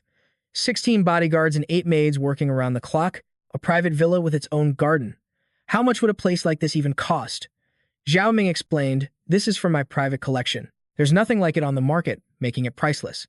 All that matters is that Mr. Luo Shi likes it. Shu Qing nearly shouted in shock, so it's literally priceless. One of a kind. Zhao Ming nodded. That's right. Luo Shi, however, was unimpressed. Let's see the next one. Huh. He doesn't even want it, Zhao Ming sighed. What a shame. It seems I've completely misjudged Mr. Luo Shi's standards. Meanwhile, 2 figures watched from outside the mansion's gates. Bai Yue spoke first. So, Mr. Luo Shi wasn't impressed by Zhao Ming's choice. That means my chance has come. Bai Shui replied, is that so? I think you'll find it's my turn to shine. He declared confidently, the place I've chosen is something no hot-blooded man could ever refuse. I will definitely win Mr. Luo Shi's favor. Bai Yue continued, a brilliant young talent like Mr. Luo Shi deserves a place that overlooks the entire city of Qingshan, a status symbol truly fit for him. Shu Qing's eyes began to sparkle. You really could see the whole city from here. He was like a curious monkey discovering the world from on high. Bai Yue eagerly explained, This penthouse is in the heart of Qingshan City, a landmark building designed by a world-renowned master architect. And this unit is the King Suite, the very best in the entire building. But that's not all. I prepared a few other things for Mr. Luo Shi. Shu Qing wondered, other things, could it be? Just then, Bai Yue clapped his hands twice. Come on out. I've selected 10 special maids for Mr. Luo Shi. A group of vibrant young women entered, cooing, Master, Master, Master. It was a direct hit to Shu Qing's heart. So many goddess-level beauties. The maids spoke in sultry voices. Master, we'll do anything you desire. Master, you're so handsome. Master. Even Zhao Ming was blindsided. Damn it, why didn't we think of this? At that moment, Bai Yue was overflowing with confidence. No man could possibly reject an offer like this. But then, Luo Shi simply tilted his head and asked to see the next place. Hearing this, Bai Yu froze like a statue. How could this be? Bai Shui's brows furrowed in thought. Mr. Luo is truly one of a kind. At the same time, Zhao Ming realized her chance hadn't passed. This meant she was still in the game. She eagerly called out, Mr. Luo Shi, please, follow me. The house I've chosen isn't nearly as flashy, but I hope you'll like it. On the way, Bai Shui explained, I did some research into the past of you and your mother, Mr. Luo Shi. Bai Shui spoke softly. This place must look very familiar to you, doesn't it?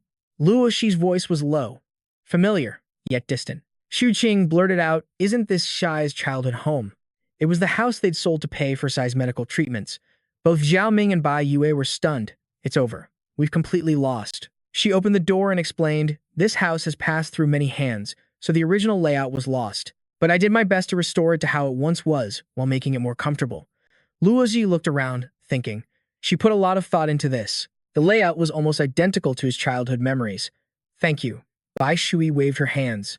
No, please, don't be so formal, Mr. C. It was my honor.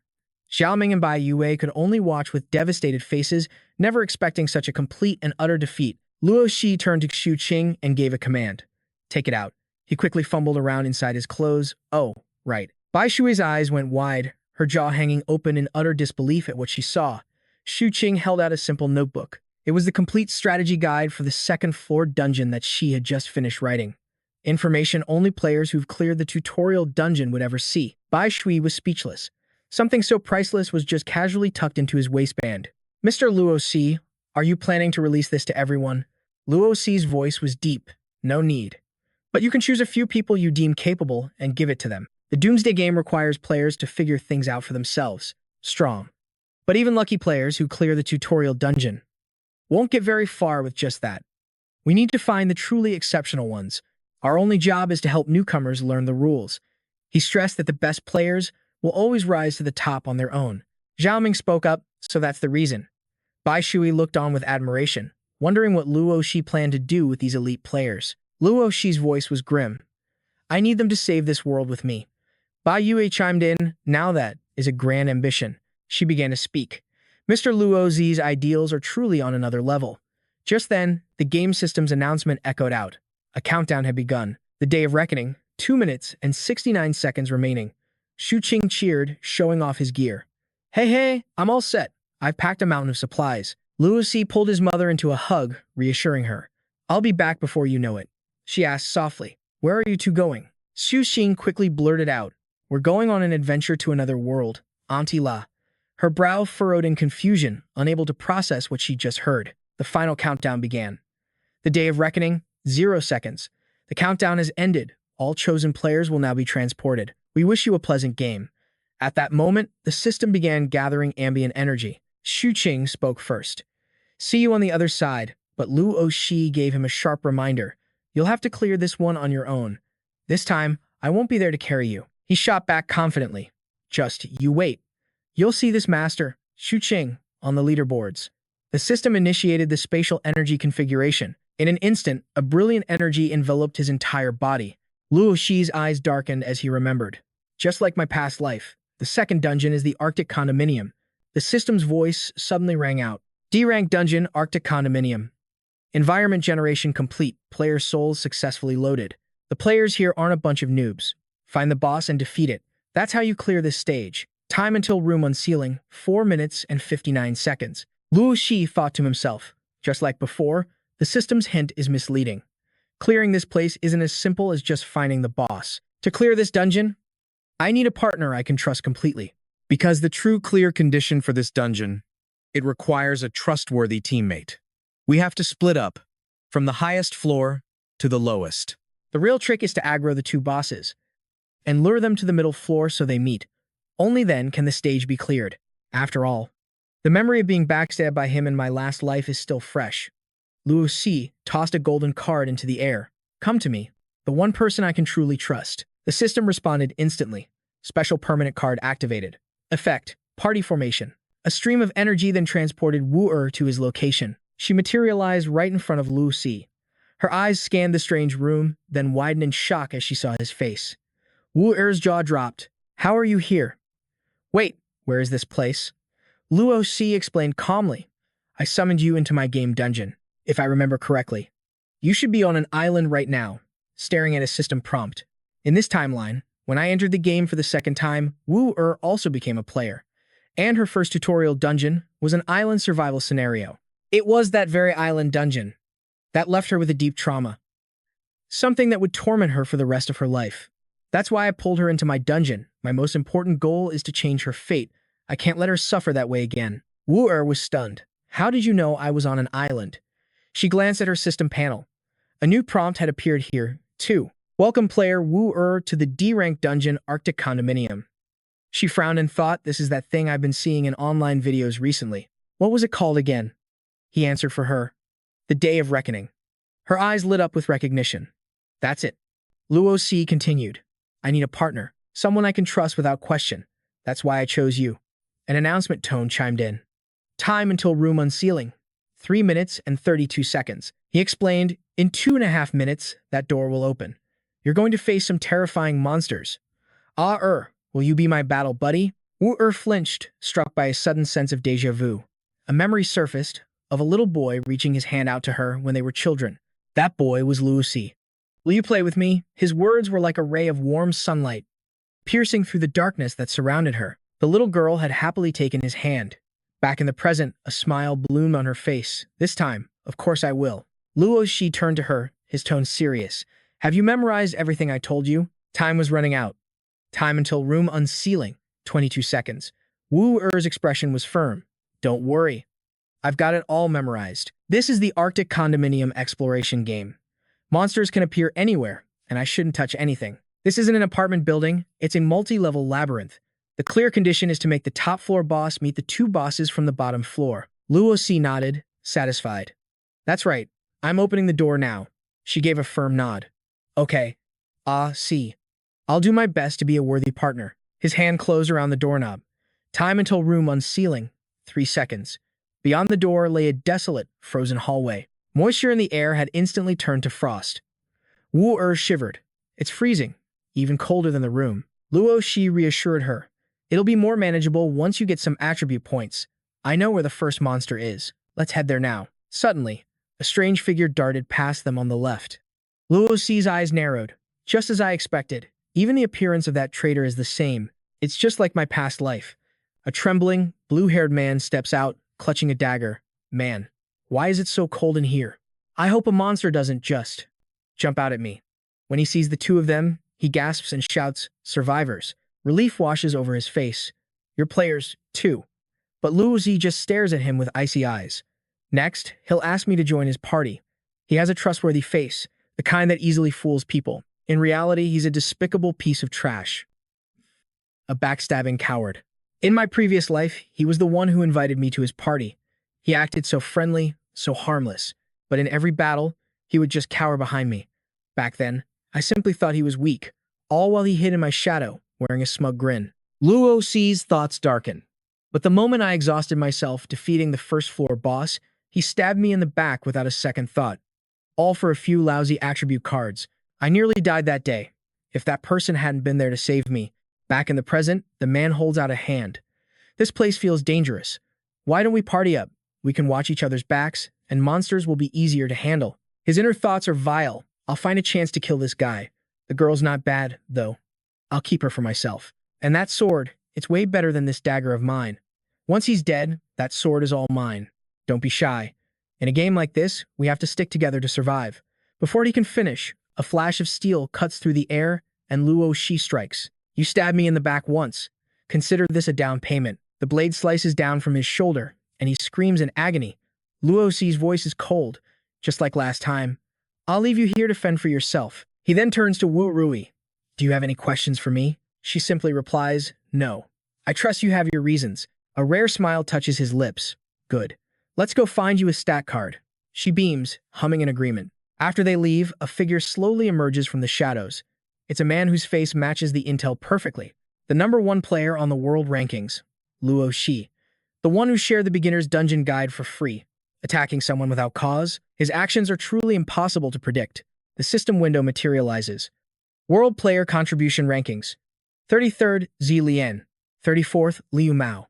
35th, IC Luo Lin Ni. This Luo Xi is a target worth observing closely. Meanwhile, in another room, a pair of grotesque feet dangles from the ceiling. The door is kicked open by Luo Xi. Don't worry, he says. There's definitely a monster in here. Wu Rui lets out a shriek. Ah, see. It's looking right at us. A monster stat window pops up. Hang Ghost, level 5. Strength, level 5. Speed, level 6. Stamina, level 2. Mana, level 1.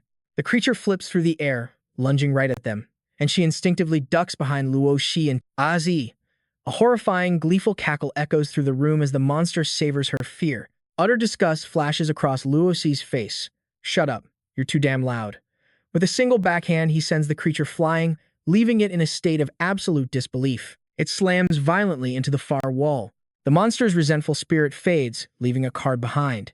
E-rank attribute card. For stamina attributes below level 10, this card can increase stats by 1 level. Still in shock, Wu Rui asks, Asi, do you always fight monsters like that? Luo Xi casually rubs his wrist. Not really. Some dungeon mobs are a real pain. This one was just exceptionally weak. Wu Rui covers her mouth, her eyes sparkling with excitement. So, the ones even you find difficult, are they like those giant monsters from the movies? He suddenly holds the card out to her. Take it, hold it, and focus your will on using it. It'll grant you player stats. Startled, Wu Rui nods quickly. Oh, okay. She takes it with a smile, thinking to herself, I'm letting my imagination run wild. How could a movie monster fit inside an apartment building? As she thinks this, the card in her hand begins to glow. Use my will to activate it. My will? Suddenly, her entire body is enveloped in a brilliant light. It's actually working. A notification appears before her. Player Wu Rui, level 0. Stamina has increased to level 1. Luo Xi, already walking ahead, calls back, You're a fast learner. Time to find the next monster. She hurries to catch up, whispering, Right. Wu Rui looks down at her own hands, lost in thought. Ever since getting that stat point, I don't feel the cold anymore. She quickens her pace. Ah, Hazi, how do you know so much about this game? Is it because you just really enjoy playing it? At her question, Luo Xi suddenly stops in his tracks. Confused, she halts as well, watching him. Luo Xi's face is hidden in shadows as he turns. The sudden shift in atmosphere startles her, and she takes a step back. Did I say something wrong? His expression remains grim as he answers her. This game isn't fun at all. Ah, Rui, you need to remember the only reason we're playing this game. He turns fully, his face a mask of cold determination, and continues. Is to destroy it. Wu Rui falls silent for a moment. I may not understand why, but I know you must have your own reasons. Just as she speaks, a hand lunges from the darkness. A grotesque monster shrieks as it charges, startling her. His sharp gaze instantly snaps towards the threat. With a single hand, Luo Xi seizes the creature by its throat, stopping it dead in its tracks. Without hesitation, he crushed it into nothingness.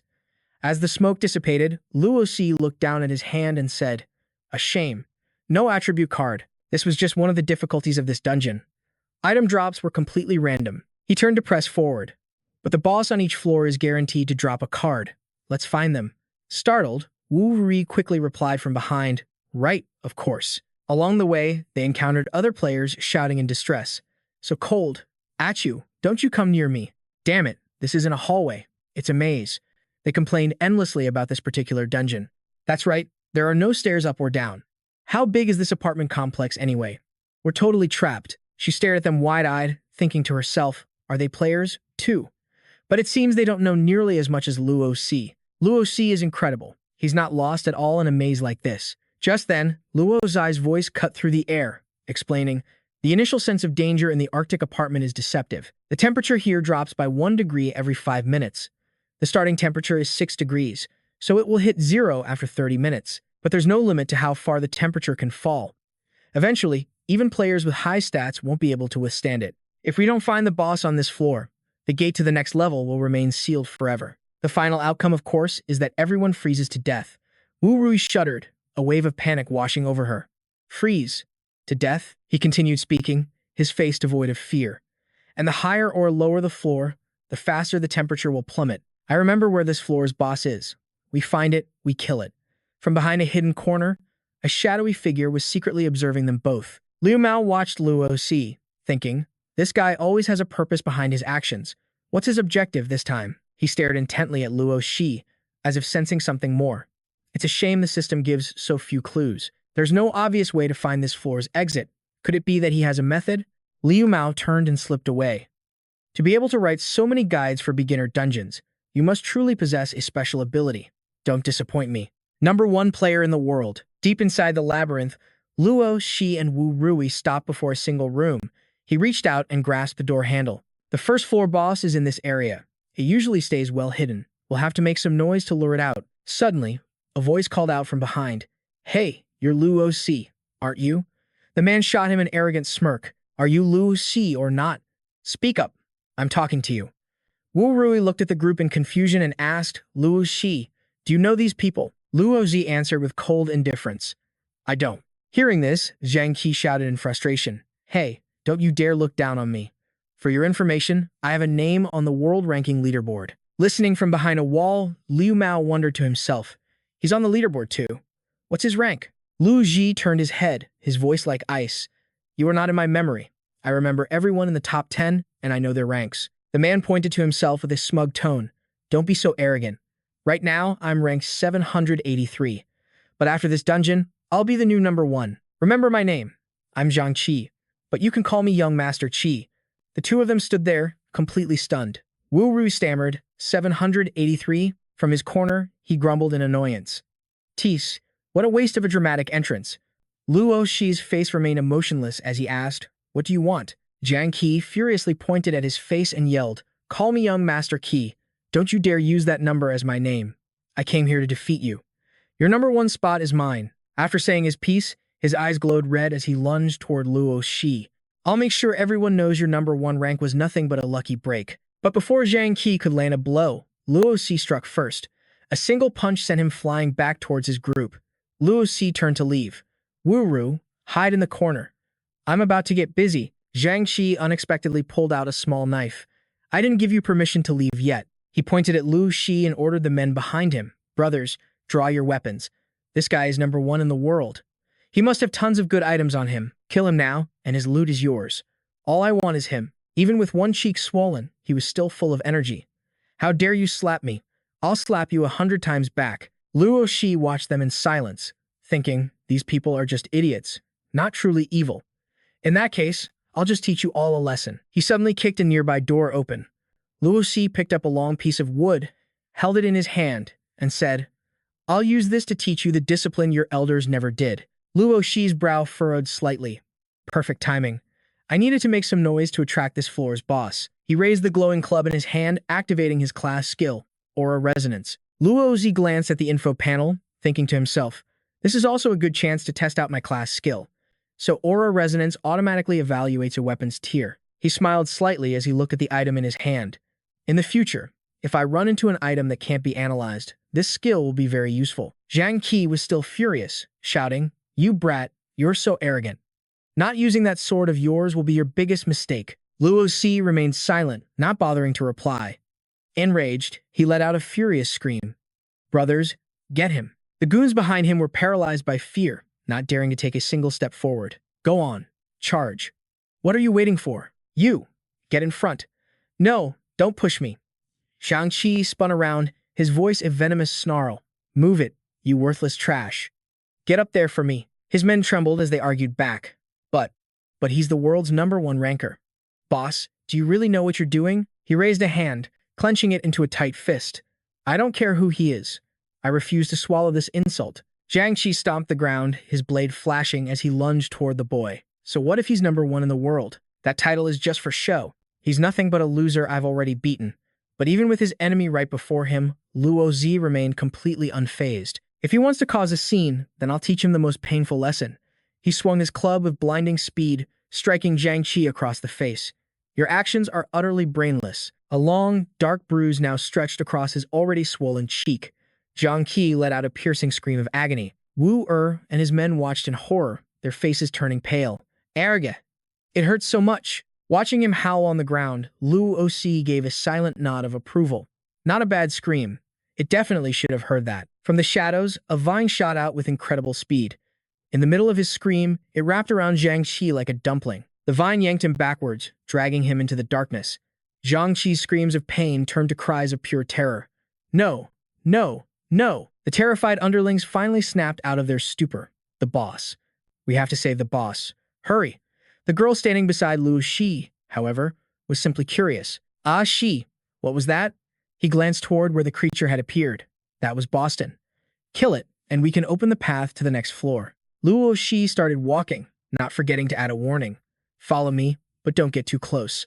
Wu nodded. Got it. Suddenly, he burst forward with breathtaking speed, leaving her in utter shock. Whoa. Ah Ji is so fast.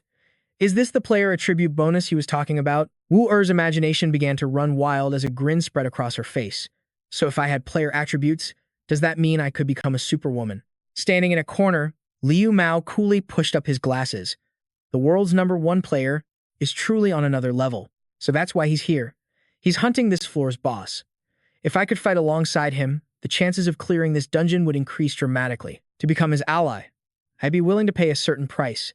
As Zhang Qi was dragged mercilessly across the ground, his men scrambled after him, screaming, "Let our boss go, you freak!" They were all frantic, trying to run as fast as they could. Stop right now. Falling further behind only fueled their rage as they pointed furiously. Let our boss go. You'll regret it if we catch you, or else we'll chop you to pieces. But as the group rounded a corner, they ran straight into Boston's ambush. A swarm of vines erupted from the walls. Some vines simply trapped them, while others pierced right through the players. At the end of each of these tendrils was a mutated, man-eating flower, and this was the true boss of the floor. As he was lifted towards the creature's gaping maw, Zhang Qi prayed like never before. Somebody save me, anyone, please.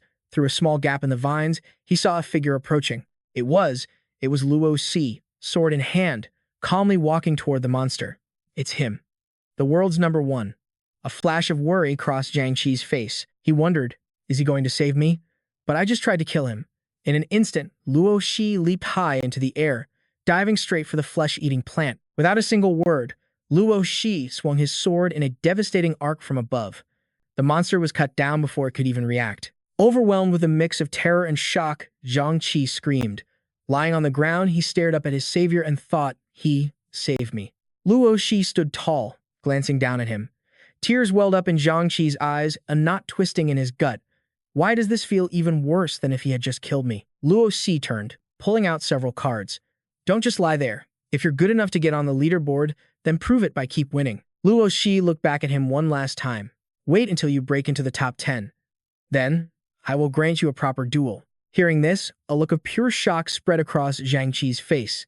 He struggled to his feet, tearing the last of the vines from his body. He roared, Zhang Qi, I swear I'll make it into the top 10, and thank you for saving me.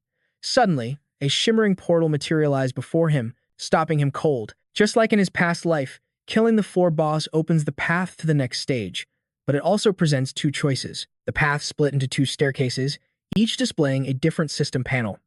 Ascend, face the mutated apartment creatures. Descend, face the terrifying apartment undead. Just then, Wu finally caught up, panting and completely out of breath. I finally made it. Ah, see. She looked down and gasped in surprise. Whoa, there are two different choices? Ah, she. Which one are you picking? Zhang Qi looked at her with a knowing smirk. For a girl, both of those options must seem pretty terrifying, right? Hearing that, Wu asked herself. Terrifying? Inside her, a storm of pure excitement was brewing. Monsters upstairs, ghosts downstairs. This is so thrilling. Which one should I pick? Wu was practically trembling with excitement, but she forced herself to play it cool. I can't let it show. Ah, she will think I'm a total psycho. Luozi suddenly turned to her, cutting right through her thoughts. Which one do you want to choose? Wu flinched, her voice stammering. She put her hands on her head in total frustration. This is too hard. I want to do both. What am I supposed to do? From the shadows, a figure emerged. Wait a moment, Mr. Luo. Could you take me with you? He asked, stepping forward and adjusting his glasses. My name is Liu Mao. I'm currently ranked 34th in the world. I promise you, I will be useful. Luo wasn't surprised. In fact, he looked pleased. So, you finally decided to show yourself. Wu covered her mouth, her mind reeling. Rank 34. That was an incredibly high position. The news reported that the first wave of players numbered in the hundreds of thousands. Zhang Qi sneered as he looked Liu Mao over. Rank 34? What's so great about that? I'm destined for the top 10. Luo glanced at the newcomer, thinking to himself, You've been following me for quite some time. I knew you were there all along. Why didn't he expose him? Because in his past life, this was the man who had saved him. But Liu Mao didn't hesitate to ask him directly. You mean? You knew I was here the whole time? Luo didn't answer, his mind instead drifting back to the past. After that devastating betrayal, he was certain he was going to die. But Liu Mao's appearance at that critical moment saved him. Liu Mao held up a card, looking at the injured man. Your abilities aren't half bad. I need a competent teammate, and you fit the bill. A glint flashed across his glasses. From now on, you follow my command, and we will survive this dungeon together. And just like that, they formed a team. Afterward, under the leadership of this master player, he navigated the dungeon step by step. Clearing it in his past life was brutally difficult. But back then, this man was like a savior in his eyes. And yet, even someone like him. His glasses fell, as blood soaked the ground. In the end, he too had fallen on the day of confinement. It was then that Luo learned that on that day, no matter how strong you were, he looked helplessly at Liu Mao. Even the mighty were just toys to be crushed by fate. Snapping back to the present, Liu Mao rubbed the back of his neck and asked again, Mr. Luo, you still haven't answered me. Is something on your mind? Zhang Qi, however, was still sizing him up with disdain. Rank 34? Is that supposed to be a big deal? Luo is number 1 in the world. Why would he need a nobody like you? But Luo just smiled and replied, You're very powerful. Of course, you can join. I could always use a strong ally. The words hit him like a shockwave. Huh! Liu Mao quickly approached, pulling out a stack of cards. Thank you, Mr. Luo. This is just a small token of my sincerity. Luo simply waved his hand. That's not necessary. He smiled at the man before him, lost in thought. You already paid your dues in our past life. Now, it's my turn to repay you. But Liu Mao just kept on smiling. A man as strong as Mr. Luo wouldn't need these, of course. But perhaps this gentle lady could make use of them. Liu Mao offered the cards to Wu. Her eyes lit up at the sight of the cards. With these, she could become a real superwoman. But she immediately shot a questioning glance at Luo. As if reading her thoughts, he spoke up. Whether you accept them or not is your decision. Her face brightened. Really? Luo thought to himself. Wu needs these attribute cards. She needs to grow stronger, too. Wu beamed like a child being offered candy, holding out both hands. Thank you. Liu Mao smiled respectfully. No, thank you for accepting. I feel my encounter with Mr. Luo was fated. If neither of you took anything, then I wouldn't have been able to truly trust him. As for a gift from Mr. Luo, I'll prepare a proper one when we return to the real world. Luo turned and led the way forward. Let's go. To the next floor. The boss there will be even stronger, so we can't waste any time. She quickly followed. Okay. I'm right behind you. AZ. Liu Mao fell in line as well. Zhang Qi stared in disbelief. There's no way I'm losing to that four-eyed loser. If I asked to join, Luo would have to take me too, right? He smiled, clenching his fists. That's right. I'm Zhang Qi. I'm exceptional. He'll definitely want me. I just have to ask him. Zhang Qi rushed forward, waving his arm. Mr. Luo, please let me come with you. Luo turned, his gaze as cold as ice, and uttered a single, chilling word. Scram. Zhang Qi stopped dead in his tracks, not daring to move. Huh. But I wasn't finished. As they walked down the stairs, Liu Mao started a conversation. Mr. Luo, you seem to know an awful lot about this dungeon. Luo replied without looking back. Just call me Luo. The layout of this instance is very simple. Our starting position was the 4th floor. The building has 7 floors in total, meaning there are 3 floors to clear whether we go up or down. Hearing this, Liu Mao pressed on. Since you understand this place so well, do you know the final boss's weakness? Luo continued to explain. There are 2 final bosses in this dungeon, and neither one of them can be killed by players. Liu Mao repeated the words, stunned. cannot be killed. That's right, Luo Si confirmed. Because the only way to win is to make the boss on the bottom floor meet the boss on the top floor. That is the only way to clear this dungeon. Liu Mao was stunned into silence. Make the two bosses meet. Then doesn't that mean we have to split into two teams, one going up and one going down, to complete the clear condition? The three of them walked into a room as they talked, which is why my plan is to lead all of you down to the final floor first. Once we get the bottom boss's attention, we'll charge all the way to the top floor in one go, and it will follow us the entire way.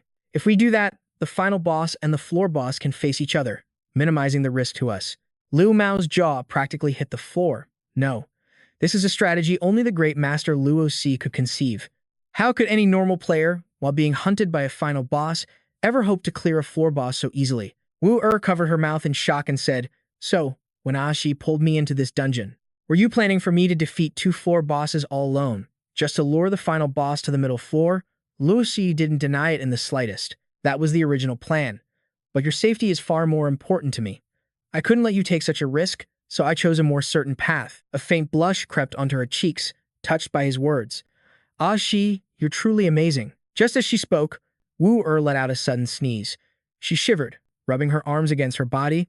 "Ah, this floor is so cold. I definitely have a lot of player stats now."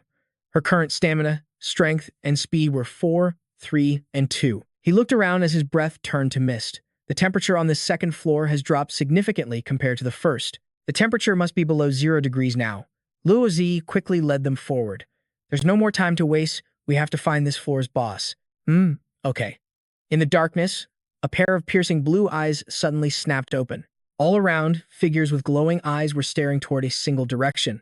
The three of them quickly arrived at that very chamber. This labyrinth is massive, yet Luo Xi managed to find the boss with pinpoint accuracy.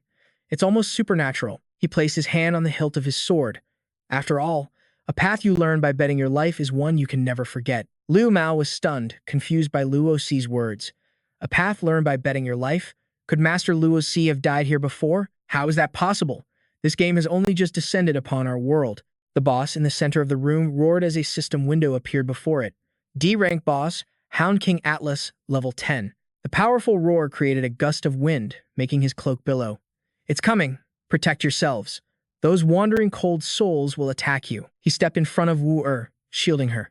"Don't worry. I will protect Lady Wu in your stead." Luo Zi glanced back over his shoulder slightly. Liu Mao is strong. With him protecting I can fight without reservations. Luo Zi drew his sword in a flash and charged into the fray. He and the Hound King rushed toward each other. Let's begin. Growl. His sword was caught mid-swing, clamped tightly in the beast's jaws. At the same time, all the lesser monsters charged forward. Liu Mao spread his arms wide as a shield and warned, "Lady Wu they're coming. Get behind me." Two monsters lunged, but he met them with his bare hands, unleashing a relentless flurry of powerful slaps. I am the 9th successor of the 8 trigrams palm. This is exactly why I cleared the tutorial dungeon with such ease. You pathetic creatures are no match for me. Liu Mao glanced back with a confident smile, trying to reassure her. "Lady Wu don't be afraid. I'll finish them off quickly." But contrary to his expectations, Wu had already sent a monster flying with a single punch. She looked at her raised fist in delight. "These players' stats are amazing. I can fight monsters too." The color drained from Liu Mao's face as he thought to himself, "Lady Wu just like Master Lu Shi, is full of mysteries." With a piercing shriek, the monster's sharp claws began to glow with a sinister energy. It charged toward Luo Si in a furious blur of incredible speed. Seizing the moment, he swung his dagger to meet the attack. An opening. Luo Si decisively slashed across the beast's ankle, throwing it off balance. In this urgent crisis, Liu Mao watched and analyzed. Master Luo Zi has had countless opportunities to kill that boss, but he keeps avoiding its weak points. Why would he do that? Don't you have to kill the floor boss to advance to the next floor? The temperature keeps dropping. We're going to die here. His narrow eyes radiated killing intent.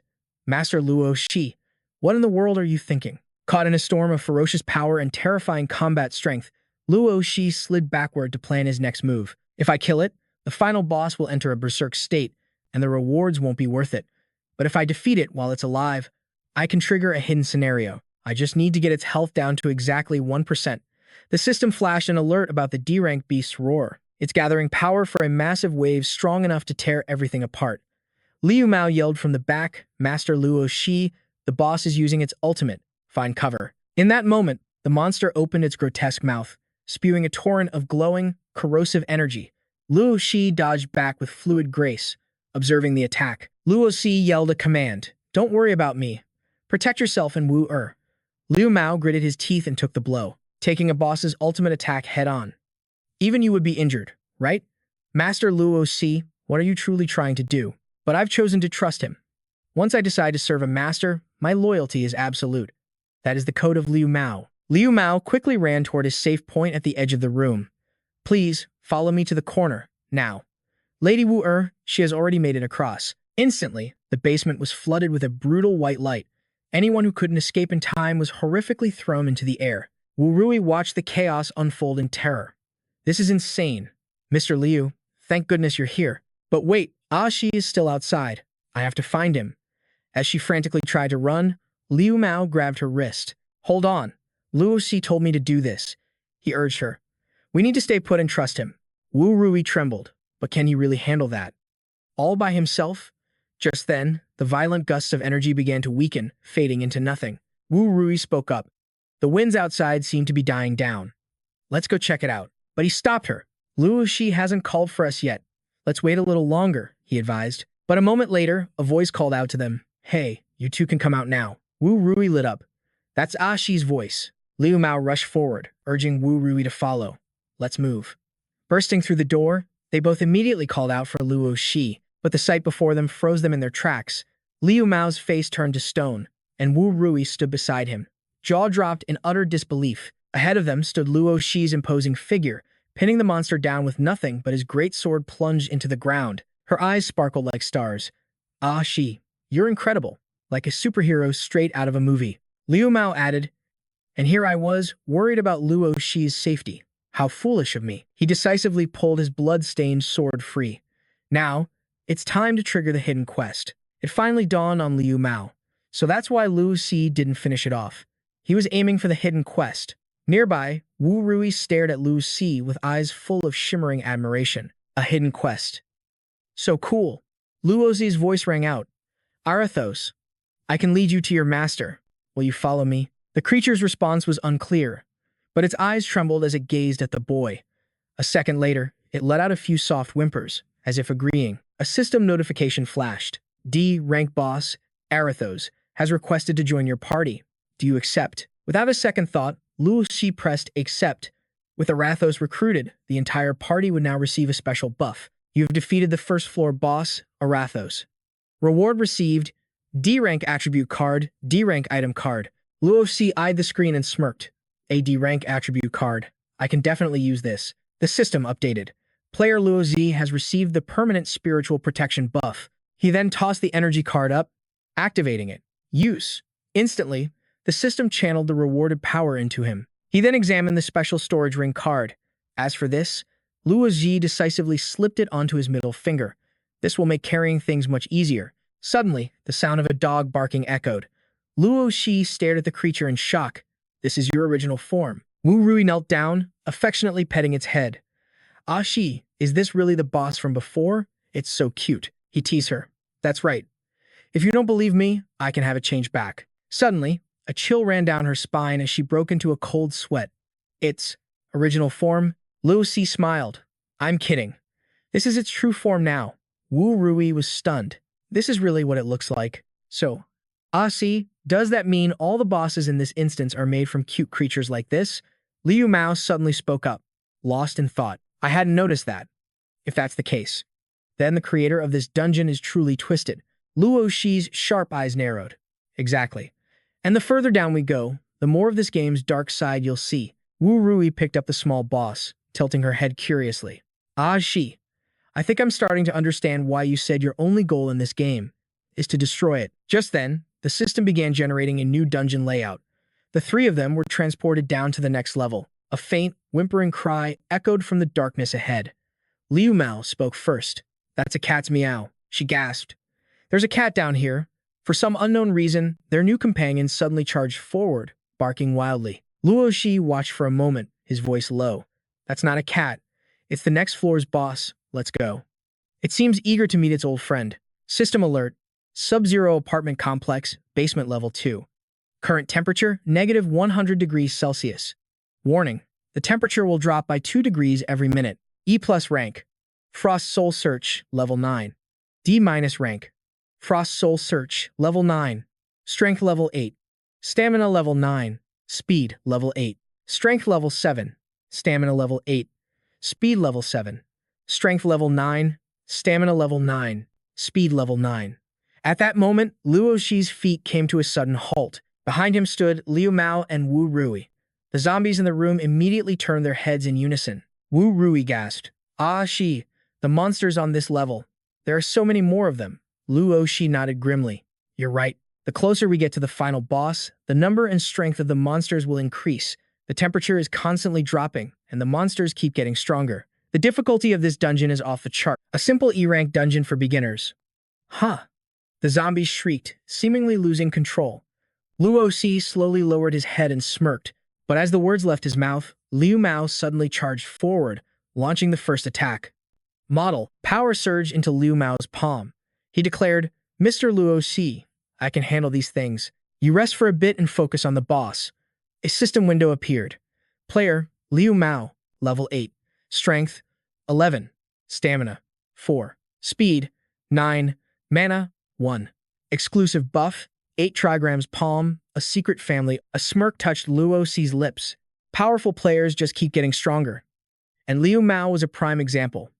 Right now, he was completely focused, unleashing his full power against the zombies. He suddenly called out, "Mr. Luo Shi, Miss Wu Rui, stay right behind me." Wu Rui smiled. She already knew he was strong, but Mr. Liu Mao was still incredibly impressive. Luo Shi chimed in, "Clearing a path is no problem for you. But do you even know where this floor's boss is?" Liu Mao turned, scratching his head with an embarrassed laugh. Well, about that." Just then, more zombies appeared, charging at them. Wu Rui shouted in alarm, "This is bad. Mr. Liu Mao, behind you." Startled, he whipped around to face the approaching danger. Liu Mao's eyes widened in shock. "At this distance, I'm done for." Suddenly, a calm voice echoed in his ear, "Duck." Liu Mao's eyes darted backward. It was Mr. Luo Shi's voice. Without a moment's hesitation, he dropped to his knees as streaks of crimson light shot past him. Liu Mao looked up. "Luo Shi, no matter how many times I see that, it's always so flashy." As expected, Mr. Luo Shi's power was on another level entirely. Luo Shi swiftly sheathed his sword. "Let's go. I know where the boss is." They continued to cut down the remaining zombies in their path. Luo Shi's gaze drifted upwards. There it was, the boss of this floor. A system notification appeared, D rank. Boss, Little Persian, level 11. HP, 100%. Strength 2. Stamina, 10. Speed, 16. D rank skill, Hunter's Speed. Speed plus 3. Suddenly, Little Persian let out a ferocious roar. Wu Rui's eyes sparkled with excitement. "Wow, it's such a big cat. It's so cute." Liu Mao was taken aback. "Miss Wu Rui, are you sure cute is the right word for something that big?" Luo Shi thought to himself, "If I remember correctly, this boss's speed stat is ridiculously high because of its skill. Even at my current level, I can't outspeed it. I'll have to use another method to take it down." He quickly reached out his hand. "Let me borrow that for a second." Wu Rui nodded. "Oh, okay." Luo Shi's tone turned serious as he led Alasi and its former comrades into the fight. Alasi's cry will apply a debuff to its old packmate. This is one of the hidden mechanics. You guys handle the stray mobs like before. Leave the boss to me. Liu Mao quickly accepted. "Yes, sir." Wu Rui just smiled. "No problem. Just watch me." Liu Mao glanced over at her. Miss Wu Rui might not be afraid of monsters, but she definitely has zero combat experience. Just then, Luo Shi charged forward without hesitation. Little Persian let out a sharp cry, commanding the zombies. Instantly, a wave of undead surged toward Luo Shi. His pupils flashed with light. "Don't get in my way."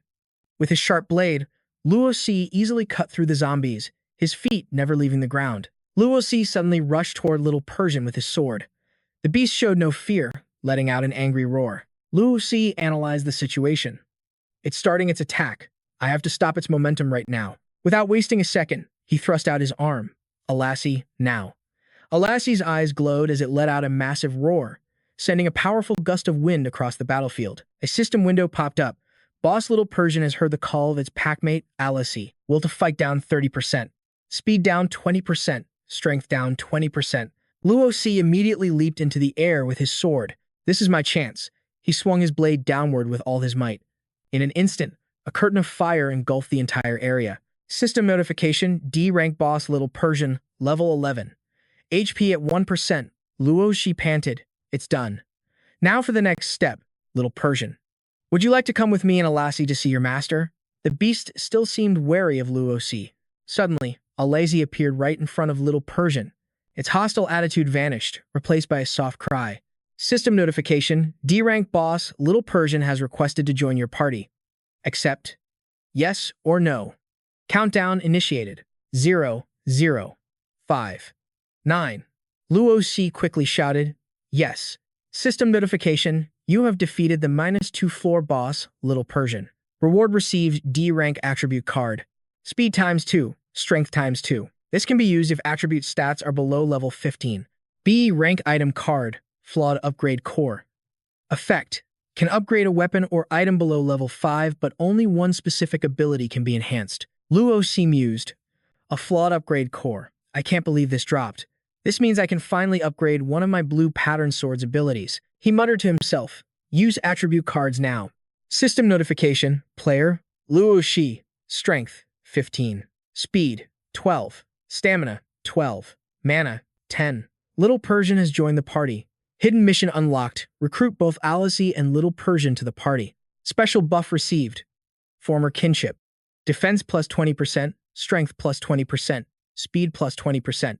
With a 50% chance to awaken the memories of low-level bosses, increasing it by 50%. Wu Rui spoke up. We all get this special buff, Liu Mao added.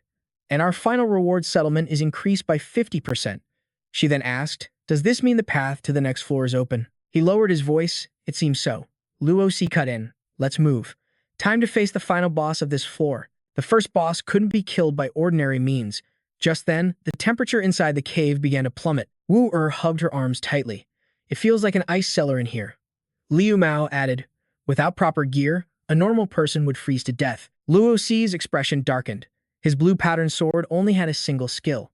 He had no idea what it would become after the upgrade. Usually, a D-rank skill upgrade only boosts its damage. But that was better than nothing. His finger tapped the holographic screen. Confirm. Instantly, a surge of power erupted from the sword. A system window appeared.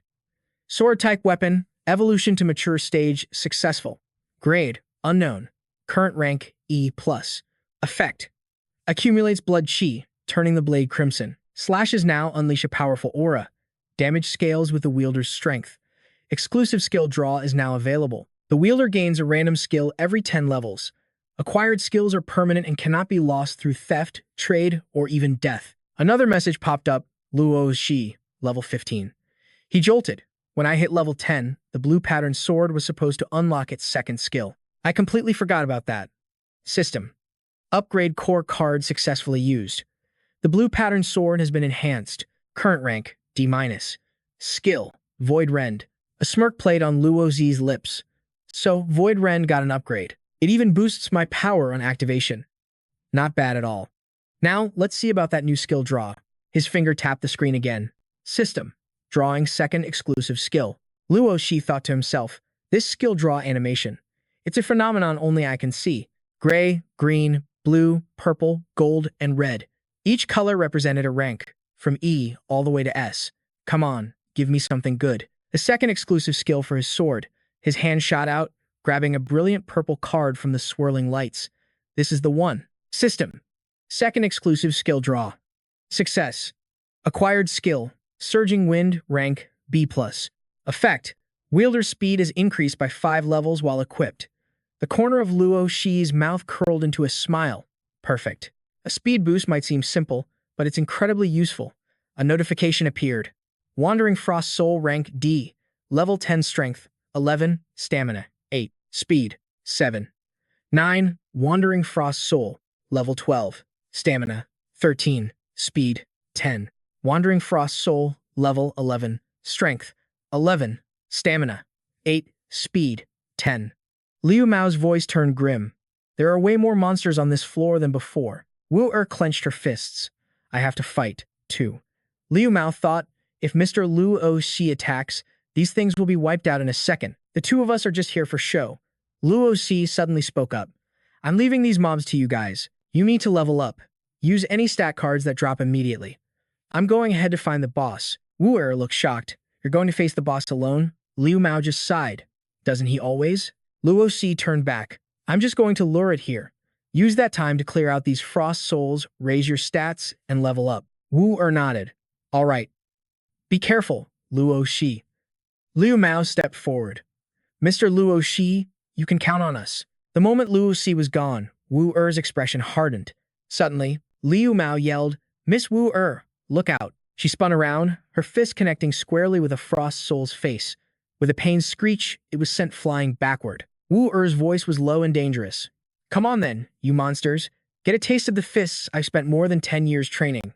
System. Wu Er, level 6 strength. 5 stamina. 3 speed. 5. She charged forward again. I've been making progress on this journey too. This is the power I've built to protect Luo Shi. Liu Mao was stunned. He knew Miss Wu Er had a tough exterior, but it seemed her true self only came out when Luo Zi wasn't around. A frost soul tried to ambush her from behind, but Liu Mao cut it down in a single, swift strike. His voice was grim.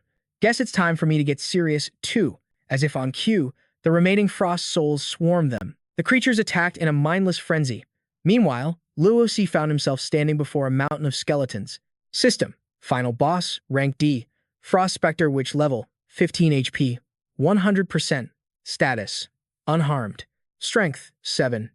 Stamina. 18. Speed. 12. Mana. 16. Skill. Extreme Ice. Shard. Rank D. Effect.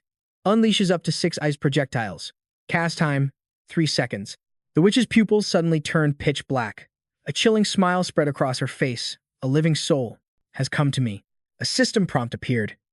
Past acquaintance, so, calling out her name, gives me a 50% chance of awakening her human memories. The system doesn't say it, but I'll probably only get one shot at this. Living flesh. Fresh blood. She hissed. She lunged forward. I want it. Luo Zi shouted a single name from below. Allah. The witch froze. System. Attempting to awaken the frost spectre, witch's human memories. Attempt failed. The witch roared and slammed her fists into the ground. Luo Xi leaped back to dodge. It's fine, he thought. I never expected it would be that easy to bring her back. The Yin Maiden descended in a fury. Fresh blood. I must have fresh blood. Luo Xi thought to himself. He had to buy them more time. Time for Wu Er and Liu Mao to grow stronger. After all, with the power of the sword of the blue-patterned brave wind, dodging was almost effortless. Liu Mao grimaced. We've already wiped out every frost soul in this area. A system window appeared. Liu Mao, level 11. Strength, level 14. Stamina, level 8. Speed, level 11.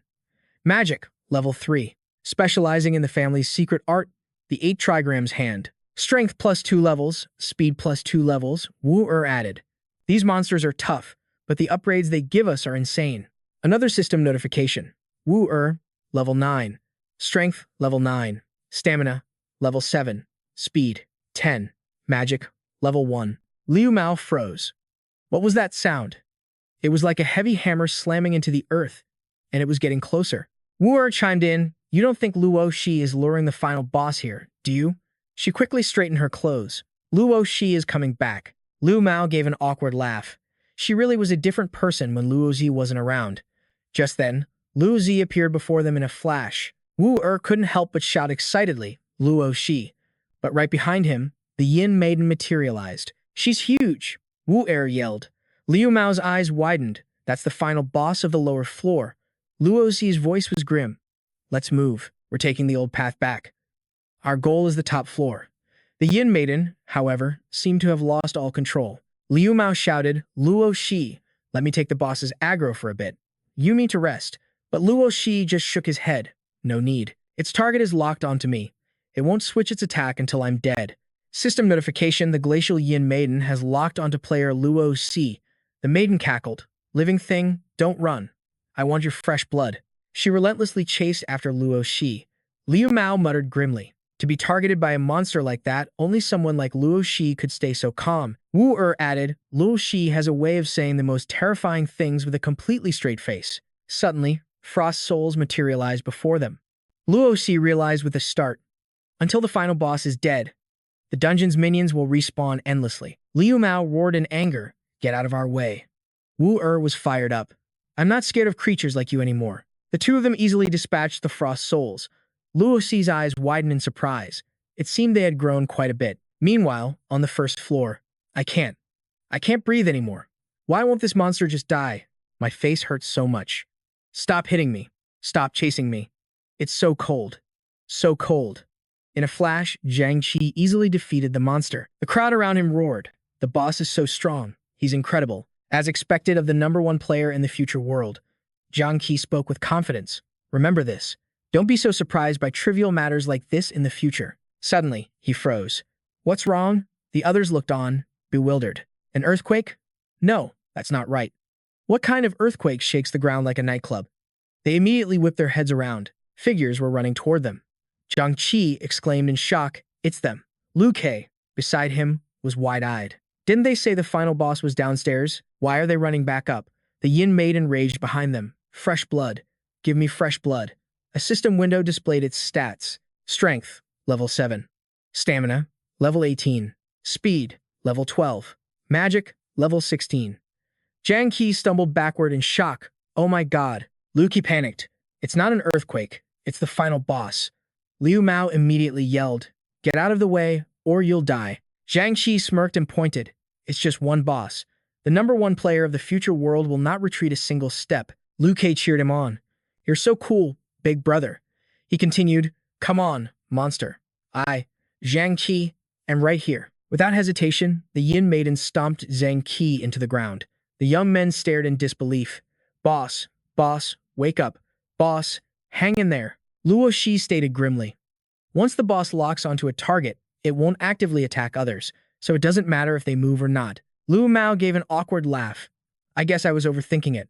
Luoxi's pace never slowed, his feet a blur as he ran. System alert, you have passed the middle floor. Proceeding upward to engage the mutated apartment creature. Wu quickly spoke up. Luo Shi, do the floor bosses upstairs have hidden rules like that mini-boss downstairs did?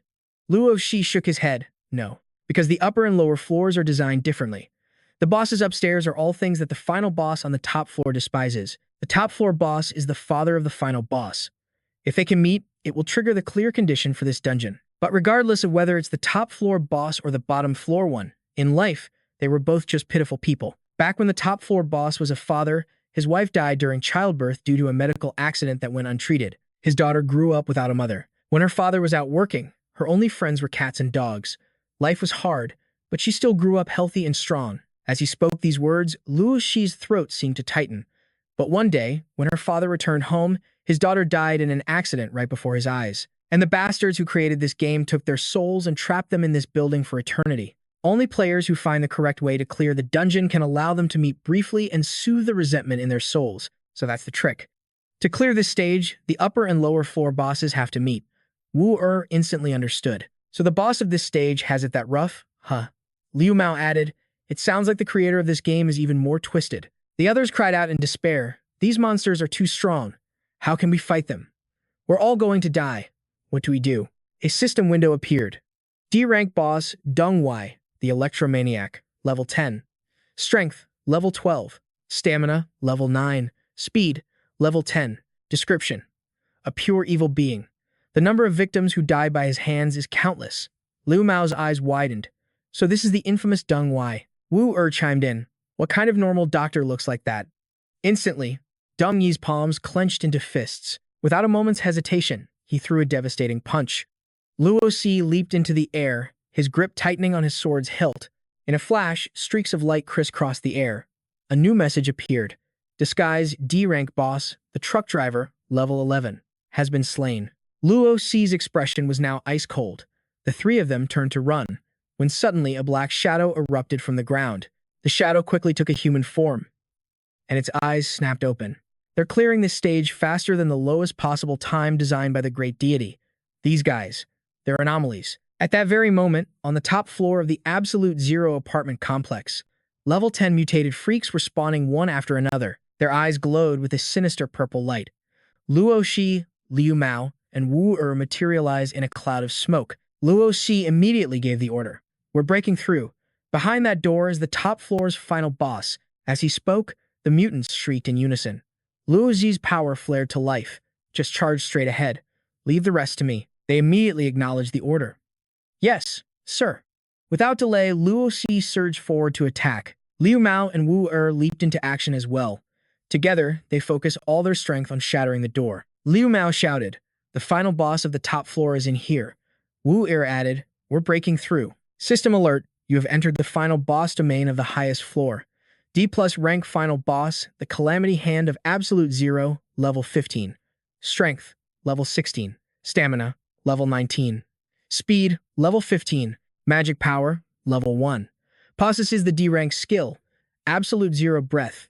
Can project an attack of extreme cold at will." Wu hesitated. "So that's the final boss of the top floor?" Liu Mao muttered under his breath.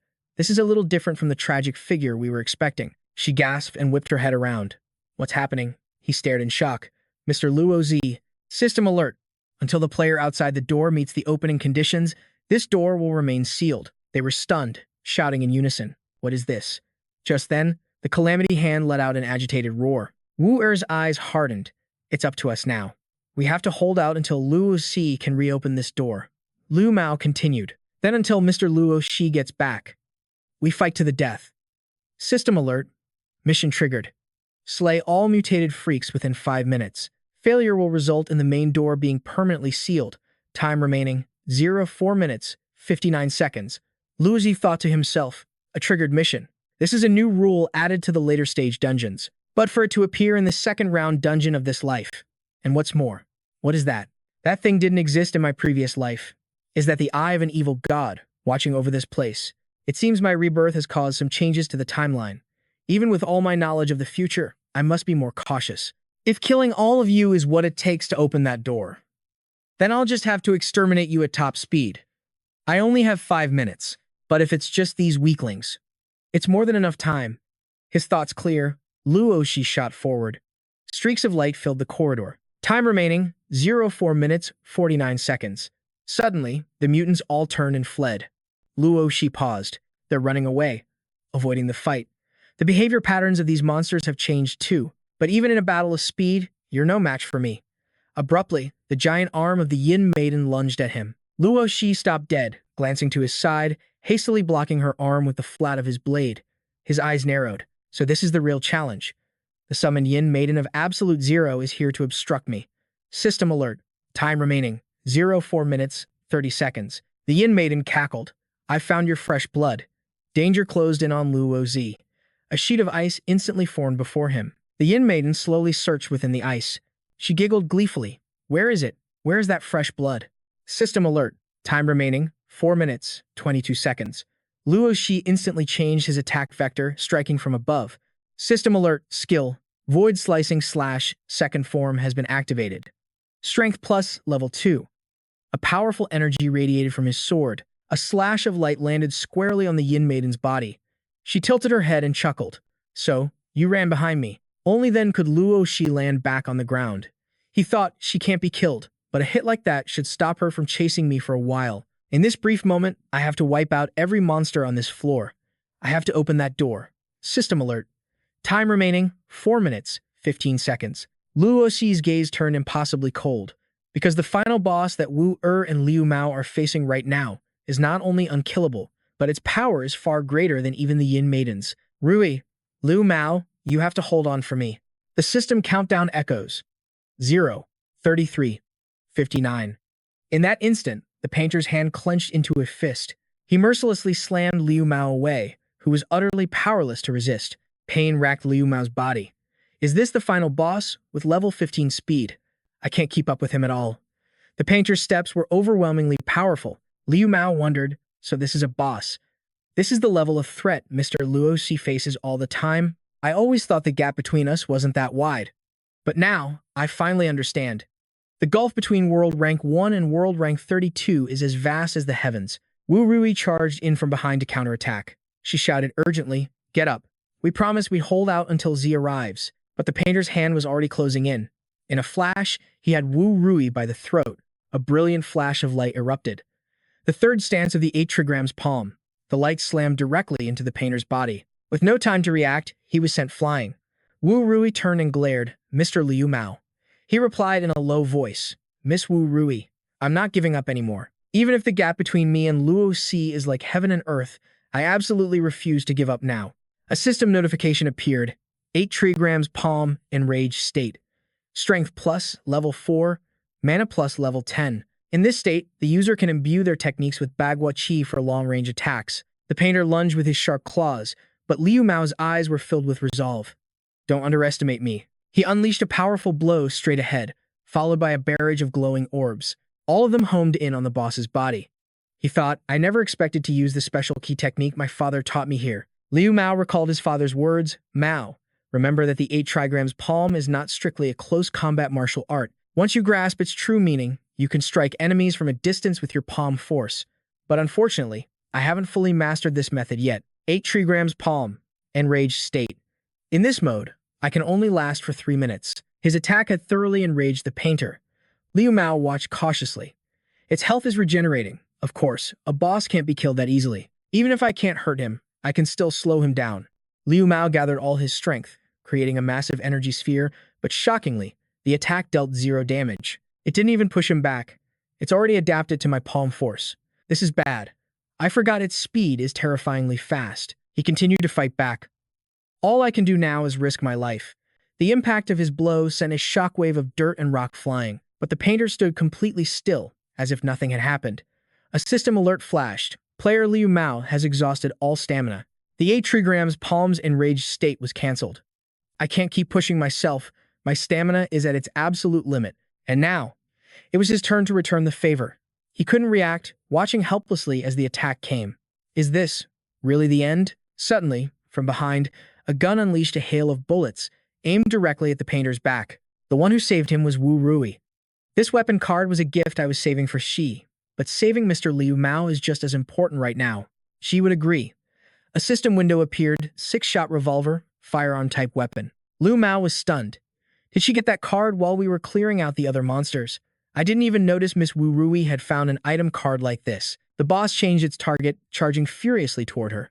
She kept firing relentlessly. No matter what, I'll hold out with Mr. Liu Mao until C arrives. Through the storm of bullets, the painter didn't slow down one bit. He shouted in alarm, "Don't fight it head on, run." This boss adapts to the type of damage it takes. It can't be killed, but it seemed his warning was too late. The painter had already grabbed Wu Rui with one hand. She sensed the danger but couldn't react in time. "I'm done for." Wu Rui struggled fiercely. "Let me go." The painter brutally threw her forward. Seeing this, he cried out in horror. "Miss Wu Rui." She collapsed to the ground. "Mr. Liu Mao." Liu Mao rushed to her side. "This monster is too strong. The two of us are no match for it." At that moment, the boss prepared its finishing blow. Frigid earth breath.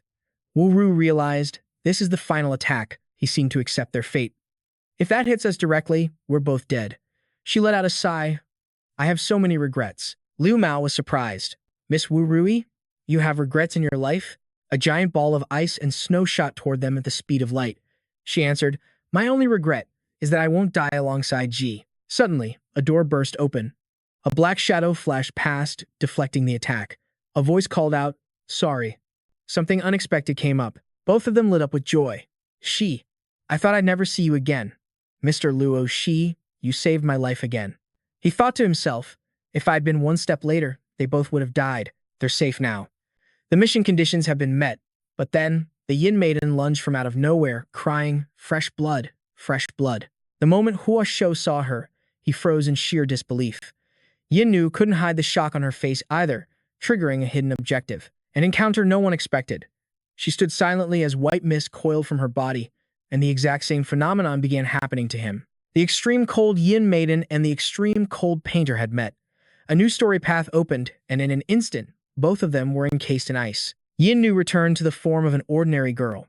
Her father, Hua Shou, also reverted to his original self, his beloved daughter. They collapsed into each other's arms, their choked sobs echoing in the silence.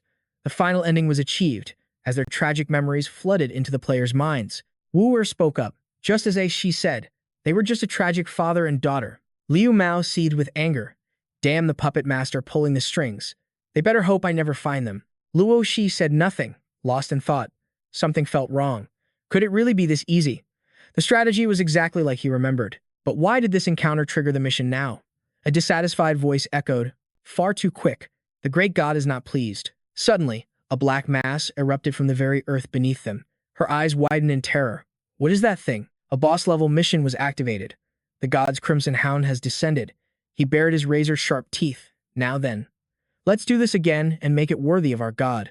The crimson hound sneered, "You humans truly don't understand the god's grace. To please him, to entertain him, that is our sole purpose." His words grew more and more unhinged. The real performance, the grand spectacle, begins now. Chains exploded from his back, lashing out like serpents.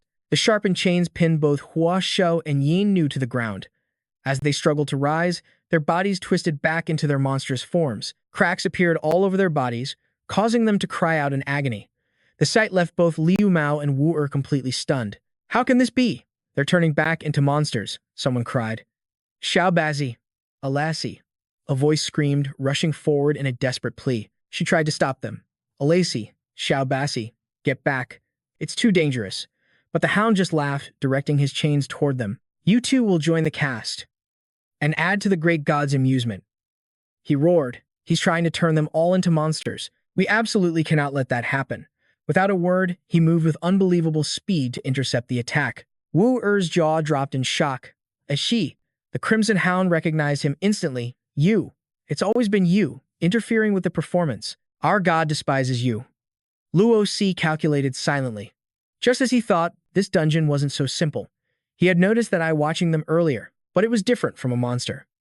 It had no level indicator, no health bar. It wasn't even classified as an enemy. Even in his past life, he had never encountered an existence like this. The hound pointed down, "Kill that anomaly." Under his control, Hua Shou and Yin Nu charged forward to attack. Luo Si shoved his teammates back, shouting, "Get them to safety." He then drew his sword to face them alone.